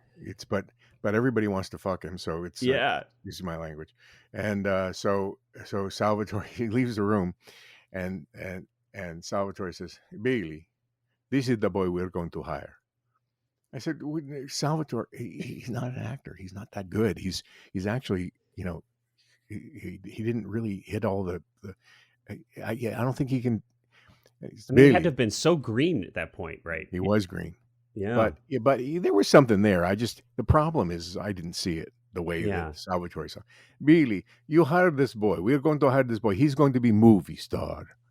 And I said, Salvatore, with all due respect, this guy is never going to be a movie star. Dun dun dun. Yeah. So we hired him. And he's like so excited. He gets to go to Florida. I get to Taft-Hartley him, and he gets to be in the union. He's going to Florida for 6 weeks to move to work on a movie for $1,500 a week. It's more money than he's ever made. He's so excited. I mean, he's calling me every day. So I get I'm probably going to screw up the order, but there's a guy named David Westberg. David Westberg now he's retired, but he was an agent at Triad. Triad was a big agency in the 80s, and he called me and he said, and we're looking for new talent for our, this is when, like all the Breakfast Club and 16 Candles and, Pretty in Pink and all those movies are coming out, and everybody's looking for great teen, young 20s actors. So he says, if you know anybody, we're starting a young talent division, and we love to see any new actors you have in mind. I said, well, I have this kid. He's a little bit green, but he's awesome. He's a good looking kid, and, he lights up a room whenever he walks into it. And his name is Brad Pitt. Will you meet him? So now you have to remember, Brad Pitt, when I first met him, he had a videotape, right, that he gave me and it was a videotape of, if I remember right, a play he had done in somewhere in Missouri. In Missouri. So he had a VHS tape. A VHS of tape. A play. Of a play that he had done. Now I'm from Missouri, and he actually went to the University of Missouri, Columbia. Right. And rumor had it that the dorm he stayed in was the dorm that I lived in my freshman year. Oh, wow. So my line was always, hey, do you want to come see Brad Pitt's dorm? Oh, that's a good one. That's a good one for the chicks. I like that. So that was one of my lines when I was, 18, however old you are when you're a freshman in college. Yeah. That would be my line. That's hilarious. Well, I believe that this video was taken from that university. If not, it could have been even a high school play. I don't know, but it was like, wow. It was the kind of thing where the mom took the video from like way back, and you see the little itty bitty. You could barely hear it. You barely see it. Right? Bad registration. The whole what I love about resolution. What I love about this is that, and almost every one of these stories of like Cameron Diaz, she shows up and she's not wearing the swimsuit that, she was probably like everybody was instructed to wear.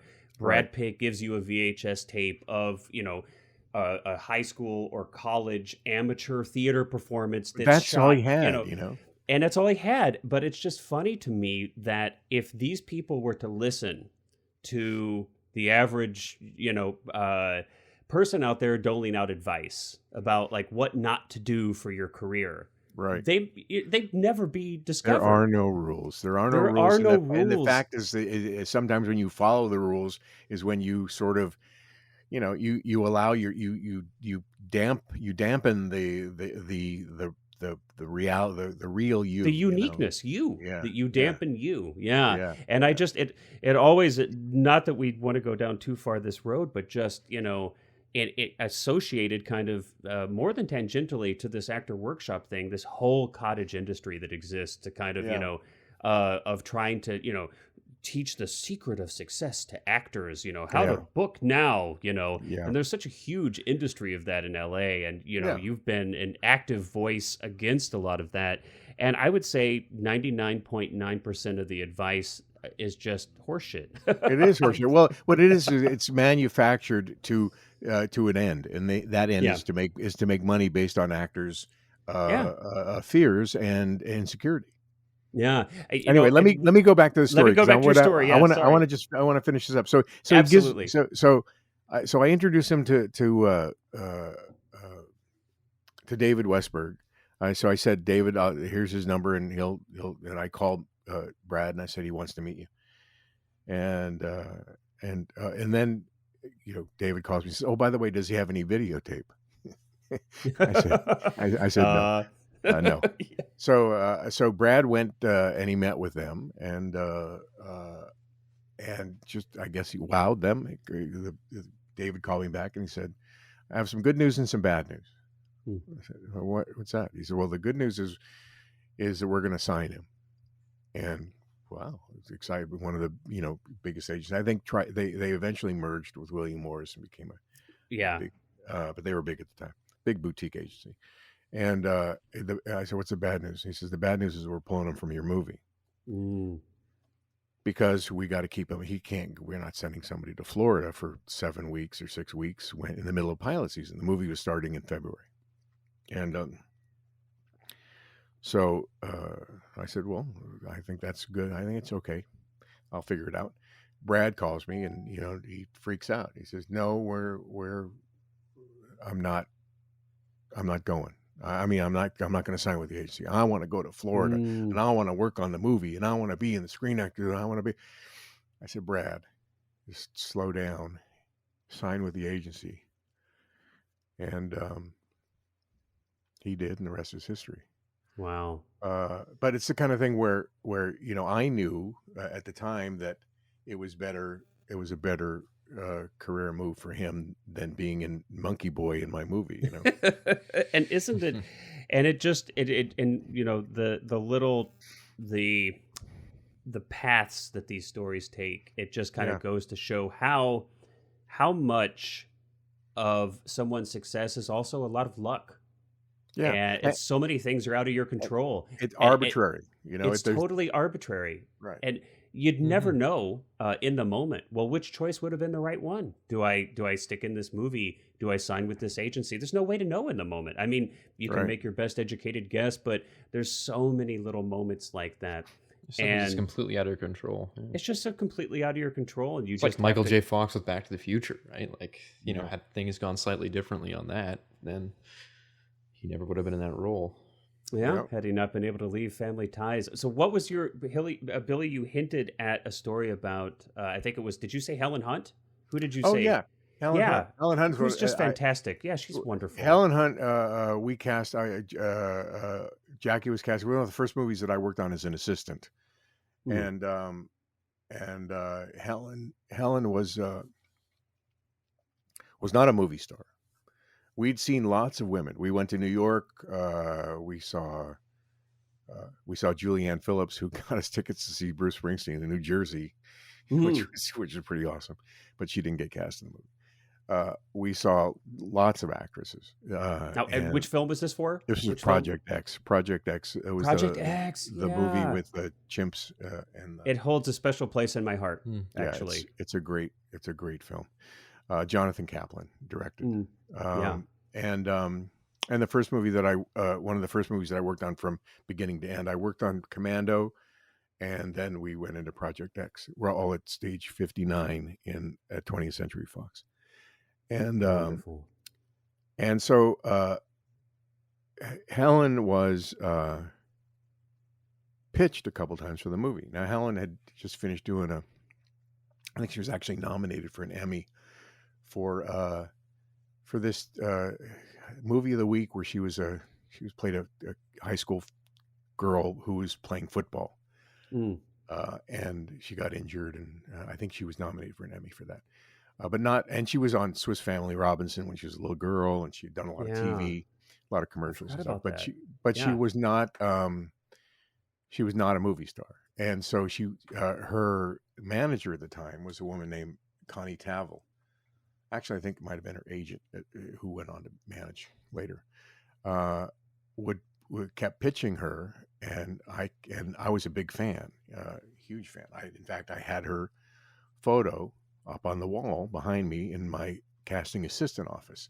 I really was a big fan of hers. Yeah. And but Jackie didn't want to see her. Jackie said, "No, she doesn't mean anything, and she's Hmm. not a movie star." So Interesting. I just kind of let it slide. Um, One day, it was Walter Parks, who was one of the producers of the movie, who went on to they did War Games, and went on to do lots of Yeah. other stuff.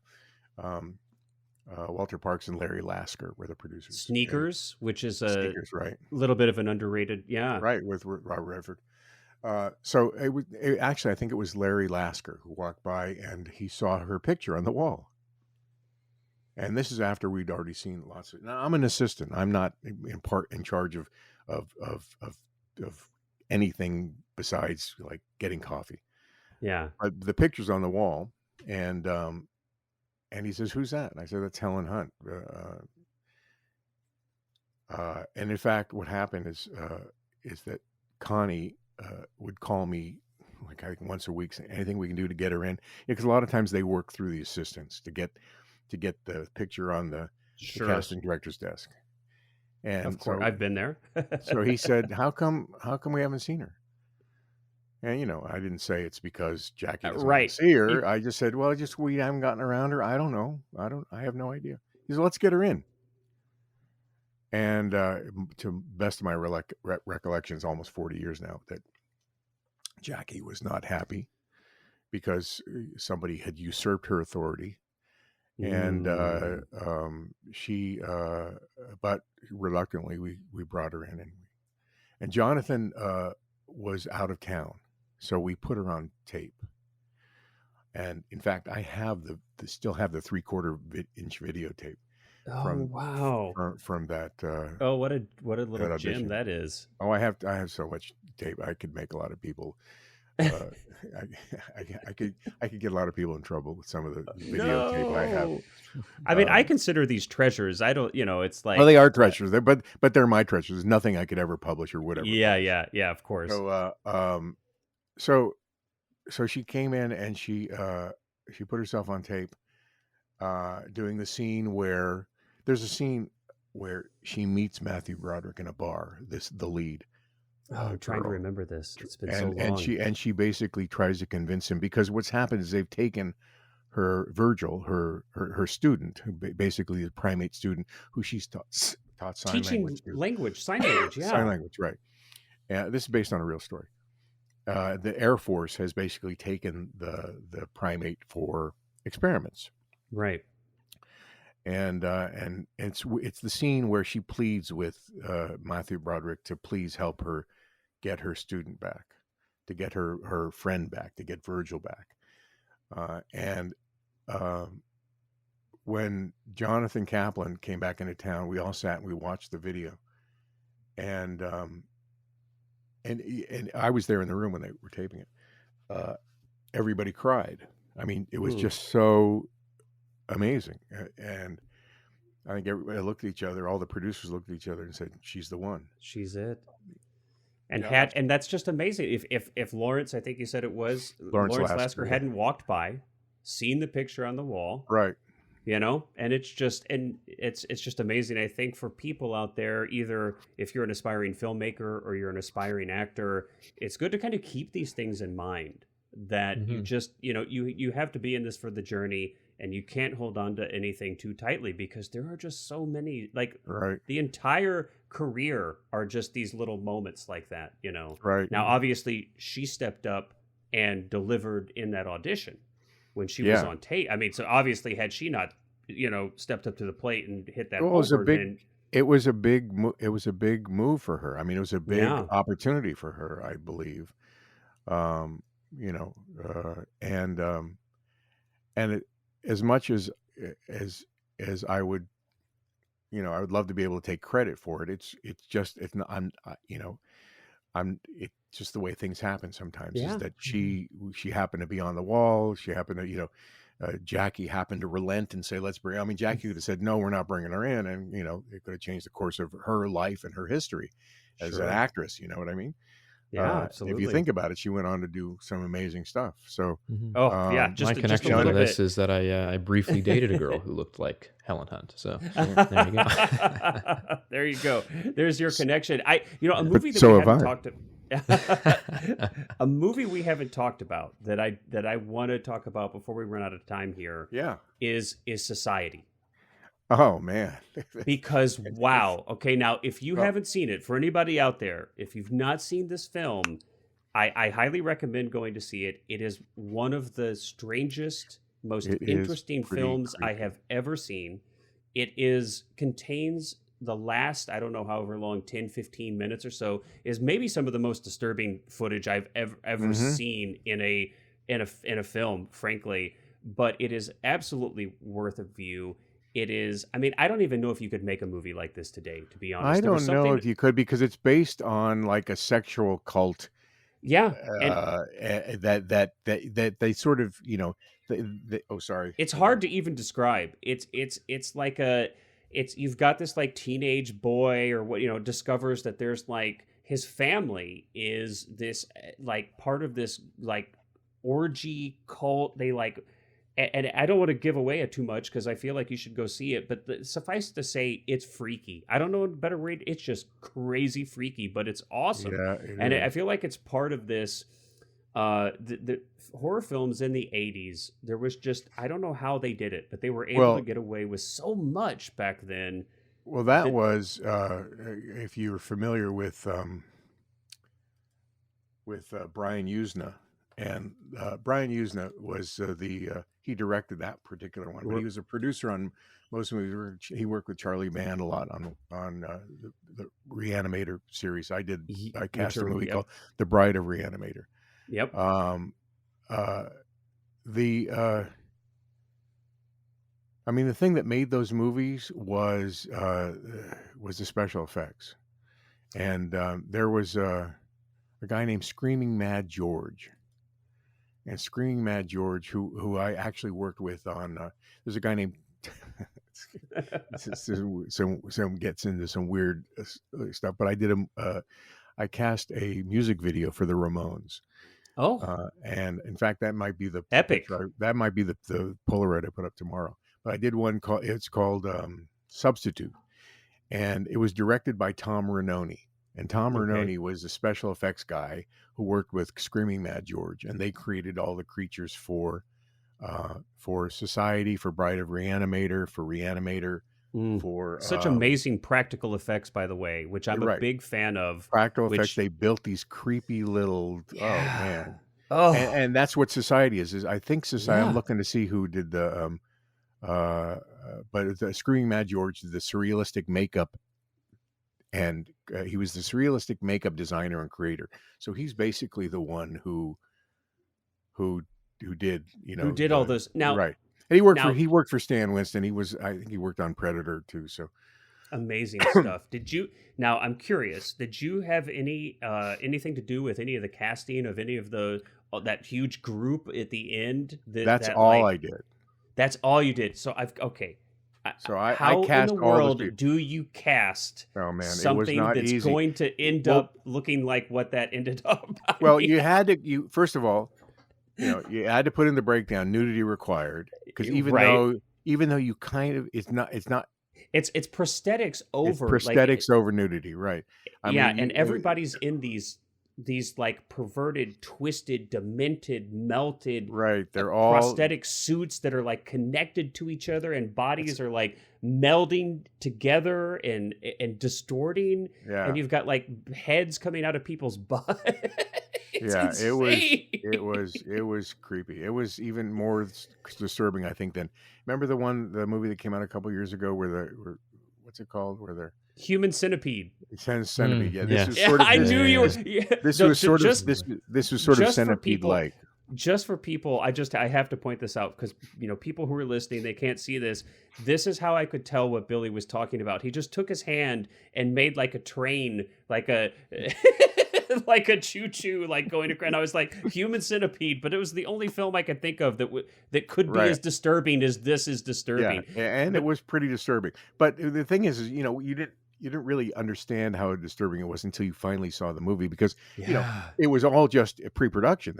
When you're casting, you haven't created any of the stuff. You haven't really. All you'd have got it on paper. You've got it writing, but basically it's a picture of just a mound of flesh all fucking each other. Excuse my language. Yeah, you can blank that it's out. what it is. Yeah, but it's and it's all suggested in the most disturbing way. And so basically it was just putting out, most of them were extras, where we had to cast. I mean, here's the reason I came in is because I was working with Brian. I'd done probably like 3 or 4 movies for Brian already. I worked on Bride of Reanimator. I worked on Reanimator. I worked on Silent Night, Deadly Night. Ooh, yeah. Another good one with Mickey There you Rooney. go, yeah. There's a good one. Mickey Yeah. Rooney, who would run around the store and run around my the stage gosh. and make jokes. And Judy Garland, I fucked her. Oh my gosh. It's crazy. It's crazy. It's crazy. It's crazy. Yeah. I mean, he would I can talk only about imagine. talk about all the movie stars that he slept with. Oh, I slept jeez. with her. And it's like Mickey Rooney, you're looking at him and it's just like He was like 78 years old or something at the time. know, But he was and so I'm just- funny and so there. That's got to be fantastic. Yeah. Oh. Oh my gosh. Oh, Yeah, and- so you were saying though, so you'd worked on a couple of Brian's earlier films. And they had I'm trying to remember who the casting director was. Let me see if I can find it. With Donna Anderson. I don't know who that is. It was a movie. I wasn't available because I was in Europe, so I couldn't work on it with him. But when I got back, he called me and he said, I need to cast this scene. Well, isn't the movie already cast? No, I need to cast this scene where, and then he sent me the thing and I said, oh God. Seriously. Okay. All right. Okay. And so I put out a breakdown and I got, I mean, I don't even know who the people are in the and I can only imagine what that breakdown must have read like. I mean, but if you look at the end of the credits where it says Celie Abraham, Chris Ann, Lauren Tufakoska, Mike Coletta, all listed as extras. Those are the people you cast. Yeah. Right. Also, the funny thing is Tom Renoni is in the movie. Tom Renoni, he's one of the special effects guy. Yeah. That I worked with on who directed the Ramones video, and he's also plays one of the extras in the oh my gosh. in that pile of human flesh. Oh, I mean, and I did some background work for like 2 or 3 months when I first landed in LA, just to kind of get on a professional set and get a sense of what that feels like. And I thought I went through some pretty ridiculous and painful shoots, because for anybody who's not done it, you're basically standing around or sitting around all day, and you're a breathing, eating prop is what you are, and as soon as the newness wears off, that you're on a set and you're kind of watching actual actors do their thing, and after that wears off, it's profoundly boring. But I can only furniture imagine. with an appetite, we used to call it. Yeah, furniture with an appetite. I mean, and I just can't even imagine being in all those prosthetics and having to do that. Yeah. Wait, the auditions. I remember the auditions. They were not easy. That's what I'm curious about. What did you have people do? You had them come in and get naked. I mean, I'm serious. You had to say, "I need to see your body." Did you have them writhe? Did they had to like writhe? No, like no. That was all done on the set. I wasn't there when they actually shot it. But, sure. Thank God. I know. I mean, and don't get me wrong. I like a naked body as much as anybody else does. But in that context, a little disturbing. Woo! And I didn't want to have the nightmares that I already was having just from reading the script. So I would have them come in and they would get naked and they would just turn for the camera and just to make sure, because we were just using bodies that we would direct with their prosthetics on the set, and they had to be comfortable with being naked because they were going to look like they were naked in the movie. Gotcha. You Yeah. know, I don't know if you ever saw Bride of Reanimator, but Kathleen I've not Kinmont's seen Kathleen Bride. Kin, you know, Kathleen Kinmont, who is the did you see the photograph I put up with was Kathleen Kinmont Oh, maybe. and the guy from I'm blanking right now. Hold on one second, I'm gonna go there. Yeah, I'm not sure if I saw that one or Craig not. Craig Stark and Kathleen Kinmont. Craig Stark is an actor who's gone on to work with Quentin Tarantino and tons of people, but they came in. Yeah. But Kathleen Kinmont was like a scream queen, and he did a lot of horror movies in the '80s, and she played the bride of Reanimator, and Ah. we made a naked suit for her. Mm. I'm going to see if I can find the photograph. I'm going to send it to you. But it was made by the same guys, you know, Screaming Mad George and Tom Renoni. It Yeah. basically the suit zipped up, and it looked like she was naked, but Wow. it was all cut up and stitched together because it made it look, you know, because she was a bride of Frankenstein. Right. Right. Uh, What a trip. What a I'm gonna, trip. Those movies were just amazing times, man. yeah, You've got some great stories. You know, you mentioned Chopper Chicks yeah, in your bio. yeah. That now I've not seen the entire film, but I have seen pieces of it. Oh, you should watch it. It's funny. I mean, it's like it's like a comedy, you know. Yeah, for sure, for sure. What was any fun stories on that? I know that was that Billy Bob's like one of his first or his As one of his first? first movies, yeah. Yeah, Billy Bob and I were hanging out in Los Angeles at the time. He was an actor who I befriended, and because we were, you know, both rock and rollers, we used to hang out, and we used to yeah, have lunch every week at the Salt Shaker in Glendale, because he lived right next door to right down the street from the Salt Shaker in a in a house in my neighborhood. So we used to go have lunch together and then we wrote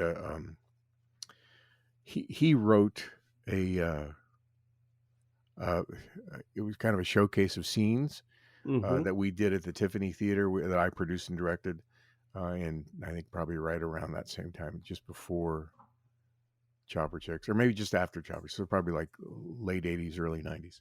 Yeah, A thing called Swine Before Pearls, where he wrote a lot of his original material. In fact, it was just before Sling Blade, and he right. had a thing called some people call it a Sling Blade, The a short. one, yeah, but this was a scene from that, one scene that Okay, he would do basically him, and actually he was playing. I don't know if you know this, but he originally wrote it as a black man who was oh wow, on death row, and so he played the scene uh, as a black guy who was about to be, you know, executed, and wow. I did not know that. I'd never heard yeah, that. and yeah, and you know, of course, then he developed it, and he did the short film, and he did the movie, Yeah, which I didn't get a chance to work on because I was in Europe working with Franco Colombo on bad, low budget B movies, Italian B movies, but I was in I was in Sardinia and Rome and Venice, and so it was worth it. not too bad. Not too bad. Decent So anyway, yeah. consolation. So Billy Bob and I were buddies and I brought him in to read for the thing, and I remember his friend, who's still my Facebook friend, uh, brought him to the audition, and Billy was all in character, playing the redneck mechanic from the hills. We shot that movie in Ridgecrest and Randsburg, which is about 75 miles northeast of Los Angeles, and it's in the desert. Yeah, It's yeah, up by middle of nowhere. Edwards Air Force Base, and it's right adjacent to the Air Force Base. And I went up there and did casting. I stayed there for a few days and did casting out of a hotel up there. And I met all the people from the area for extra stuff. And I'm telling you, it's like I don't know if there's a dental office anywhere nearby, but if there is, they haven't used it. Yeah, I So, I mean, there were, you know, so it was I can imagine. it was definitely an interesting casting process. I So I was bet. casting a lot of the people to play locals and to play zombies and to play,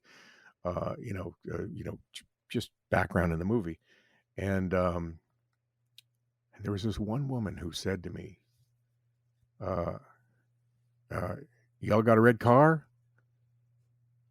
No. Why? He says, well, because Tuesdays is Target Day.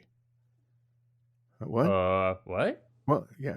Well, what we do is is my brother about a year ago, he's driving his red pickup truck down on the highway, and the highway that goes through Edwards, and they were doing a test, from the airplane there to shoot down the red targets, and he was driving a red pickup truck, and they shot his truck, and he got killed.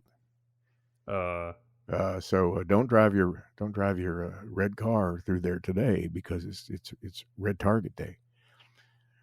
And then she said, and also Wacky.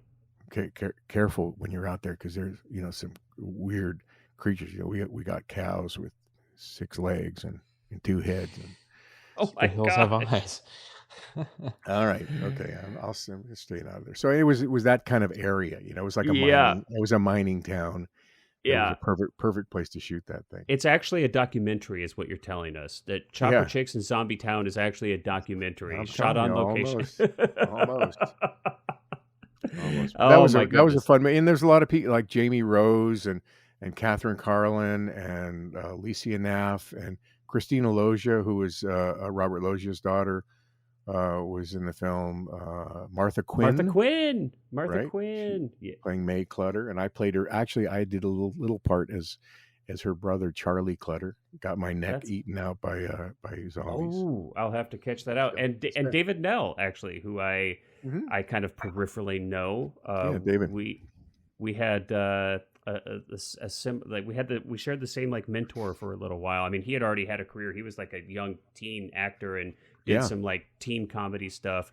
But and who was your mentor? So one of my first mentors I had when I came to LA, his name was Bob Frazier. He was a writer, actor on, and I think eventually worked his way up to producer and kind of maybe co-showrunner on Benson, old TV shows, 70 TV shows. Benson. Yeah. He was a producer on Full House. After that, he had a show, Marblehead Manor. Yeah, I know the name rings a bell because I don't know if you know who Deanna Ortelli is. She was. I don't. She played the maid in Marblehead Manor. Oh, okay.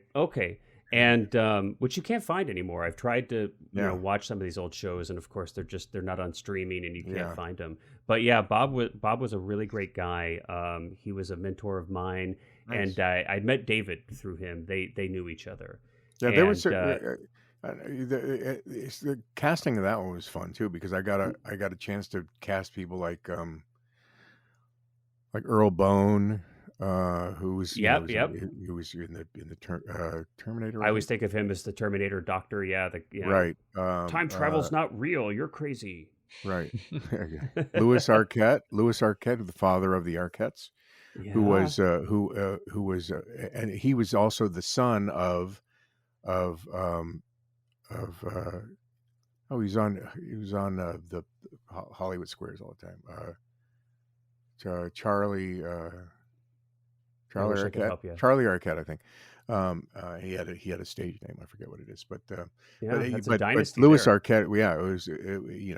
He was the father of Rosanna and Patricia and all the Arquettes.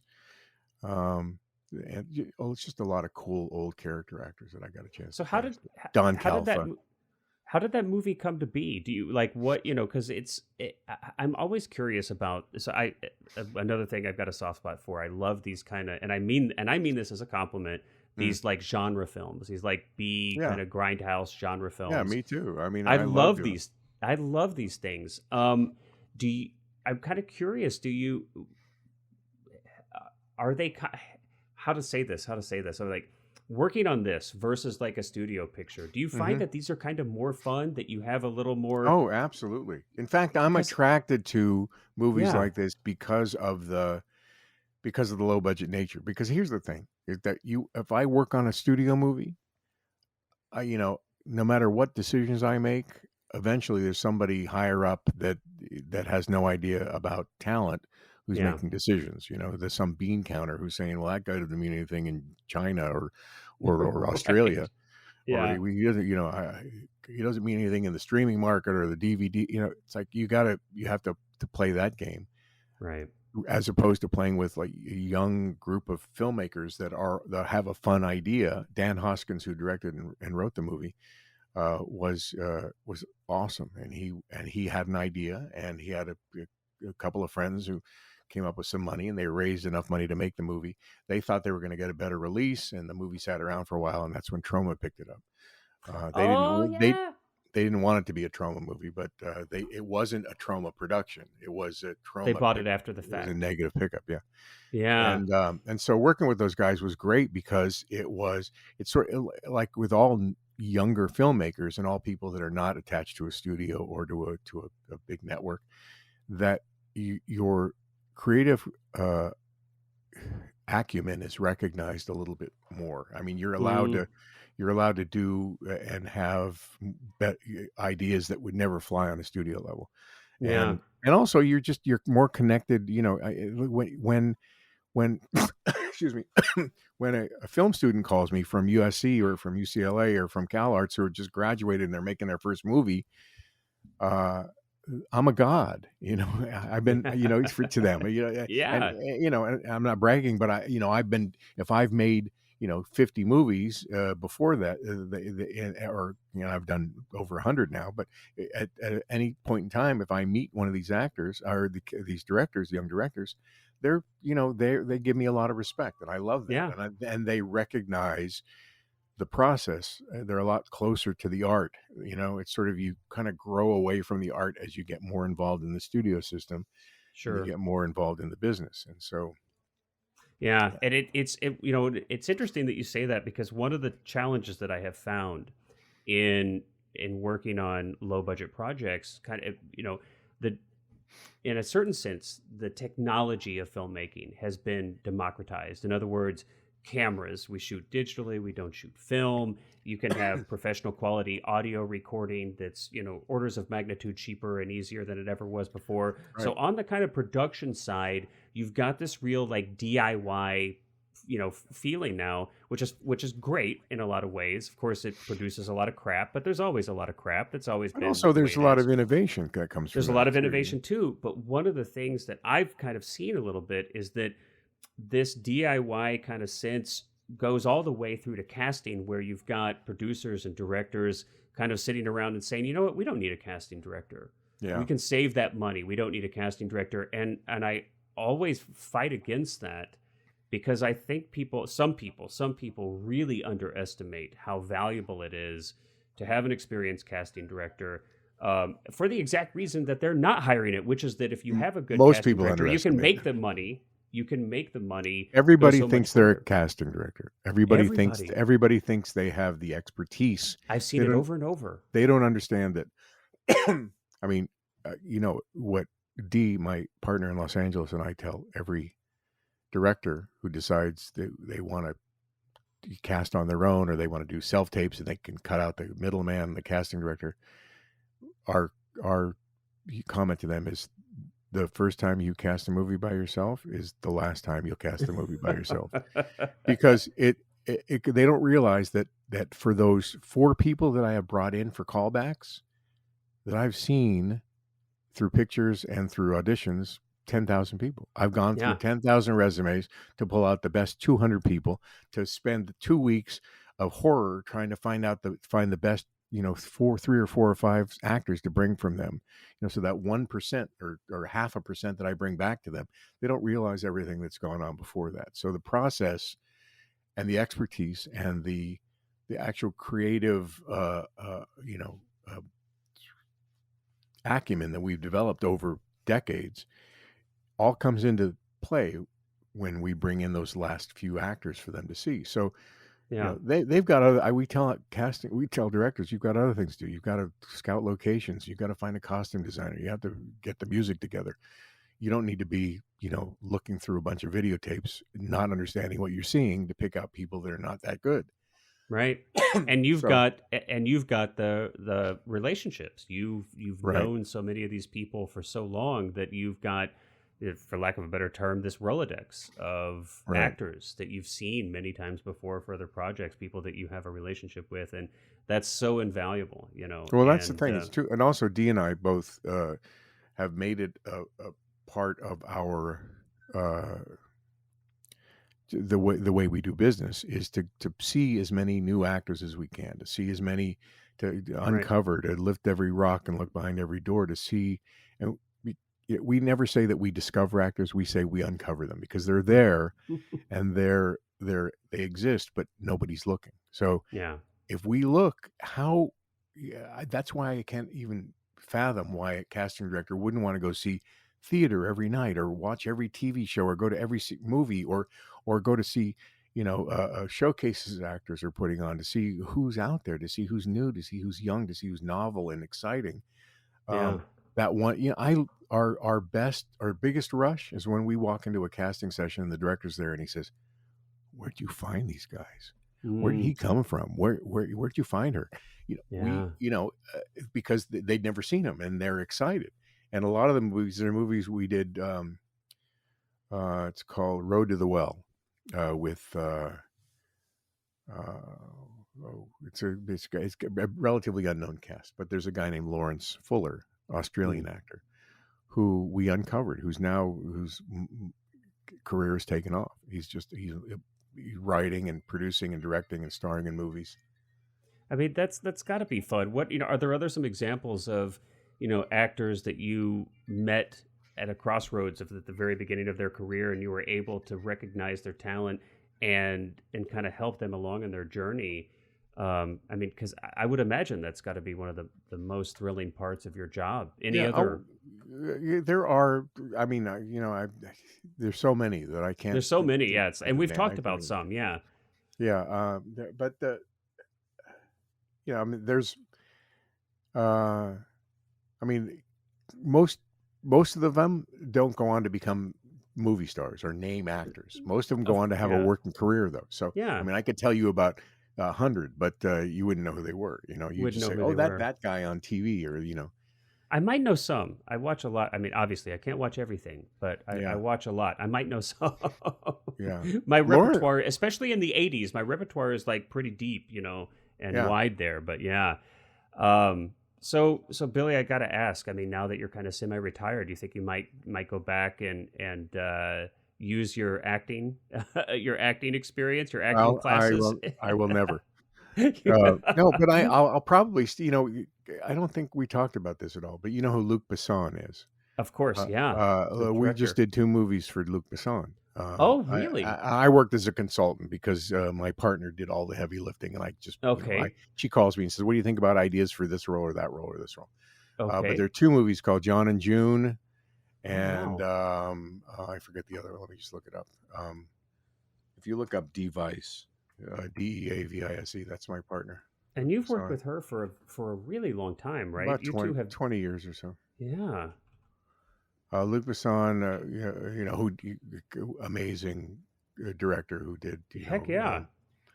The Fifth Element and Yep. Lucy and Nikita and um, And one of my favorites, the Leon or the Hmm. Professional. oh yeah, Yeah. he was great. I think he wrote and produced all of them. I'm just trying to see. The Dog Man is the one that's coming out soon, and also Luke. It's not on the IMDb yet, but it'll come out soon. Called June and John, a romantic comedy that he shot all on iPhone 12. You got to be kidding me. The entire Wow. Well, movie. that's what I was going to mention too. Is that like everyone these days, speaking of the democratization of media and the production, like everyone carries a full production Right. studio in their pockets. You If they can, know how to use it, right? yeah, Sure. exactly, yeah. Yeah. Oh, that's exciting. So now you've been acting, not just, but you've been acting as a consultant then on these two Yeah, films. yeah, yeah. And that's She's the one. Basically, what happened is the production company called me that we've done a couple of commercials for, and they were producing the movie, and they said, we need you to cast the movie, and I said, well, I, I'm busy gardening and playing my guitar. I'm not, but I said, call my partner in Los Angeles, and so she started working with them, and started working with Luke, and now I think she's doing 2 more movies with him Wow, through the summer of 2023. So there's a couple of new ones that's that are coming out. exciting. Yeah, and she's terrific. She's somebody else you should think about interviewing because she's terrific. But she'll probably just tell you a lot of the same stories that I told you. But hey, maybe it'll be. I'll see if your stories match up. Yeah, Billy. they won't. We'll cross check. They We'll won't. cross check. Well, because everybody's got a different perspective on what's happened, so that makes it Exactly. fun. It's Yeah, it's like telephone, you know. yeah, absolutely, absolutely. I love it. This has been so Yeah. fun, man. I'm looking down my list to see if there's anything else we should talk about. Let me just Yeah. look here. But since you got me here, it's only been 2 hours. So Yeah, it's only been 2 hours. This I'm will be looking obviously we'll do some editing here, but this will be.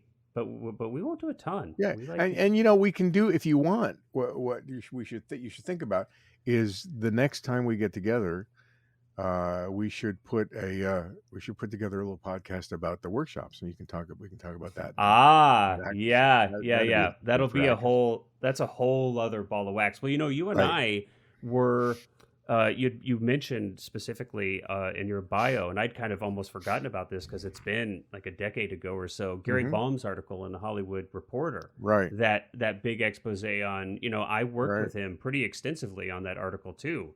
Oh, awesome. He and I talked at length. We had at least a couple phone calls where I think like maybe the first one we talked for about an hour, and then we talked again for at least about a half hour. But he had a ton of questions that I just I gave him as much information as I had, just my experience, because as an actor, yeah, Right, having been in these, having done some of these before, I kind of knew what was really going on. Right. And so he had a ton of questions, and I even would. And I don't think I'm quoted in it because at the time I was still actively, so I'm not named in it. But Right. Well, he used a lot of actors that didn't get named. he used a lot of actors, but I was one of them, and so I remember you being a part. Yeah, I remember you being a part of that too. But just I kind of had a whole other career right before I came. I mean, I came to LA and started pursuing acting as an old fart. I was 30 by the time I was really pursuing it. So I'd had this whole entire other career. So I'd been on, like, I'd lived in the corporate world, moved from job to job. I'd interviewed a ton of times, to progress my career. So when I came to LA and I was like, wait a minute, people are basically paying for a job interview. I couldn't comprehend this. I was like, this is illegal, right? Like this can't be legal, So for me, but that's the thing is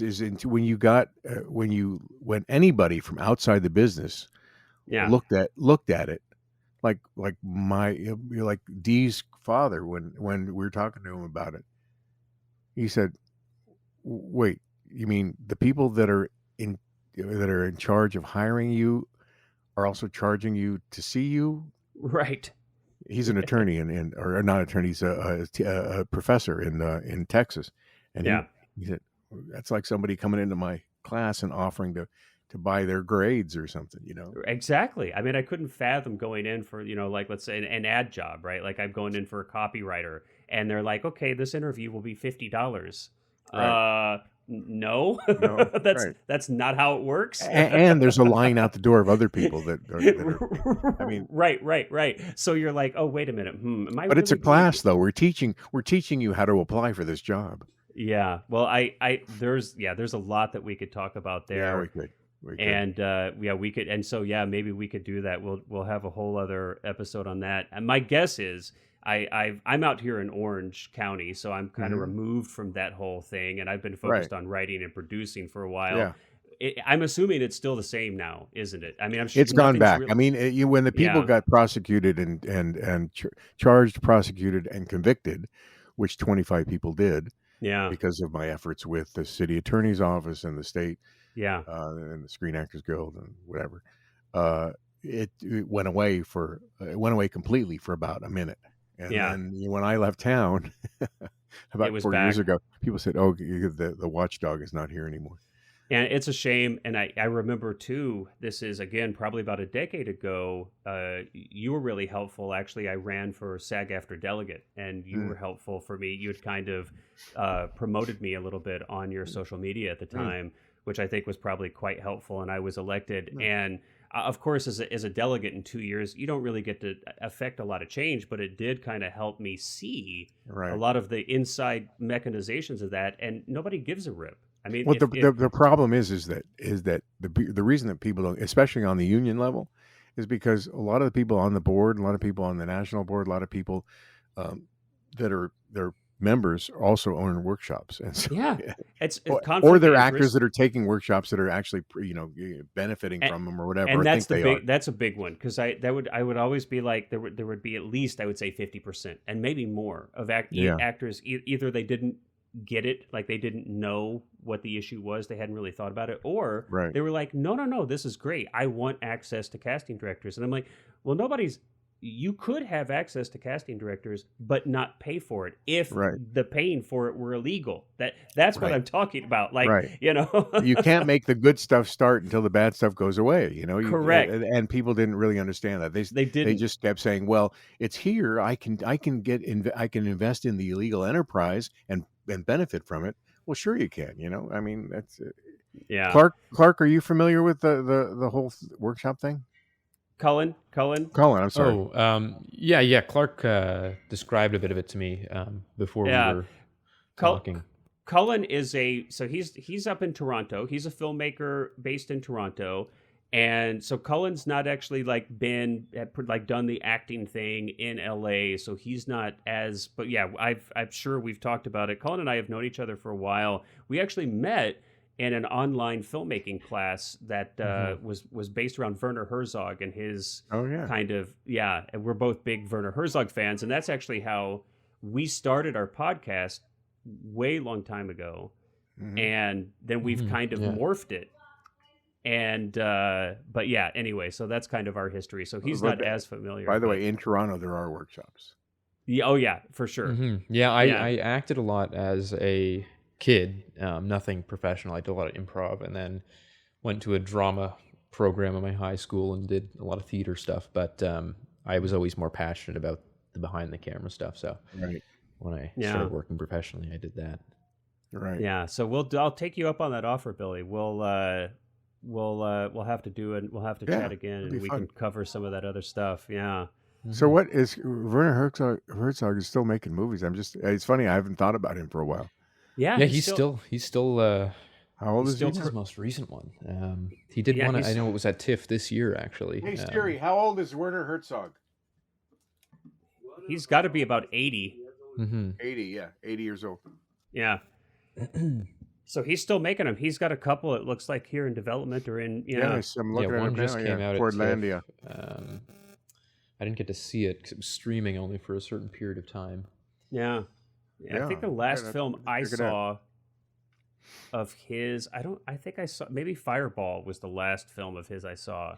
But yeah, we're both big fans, and we kind of started kind of discussing his films, and maybe even more than his films, kind of his philosophy on filmmaking. I've always been a big fan of how he's kind of empowered himself to make uncompromising films and to not be beholden to studios.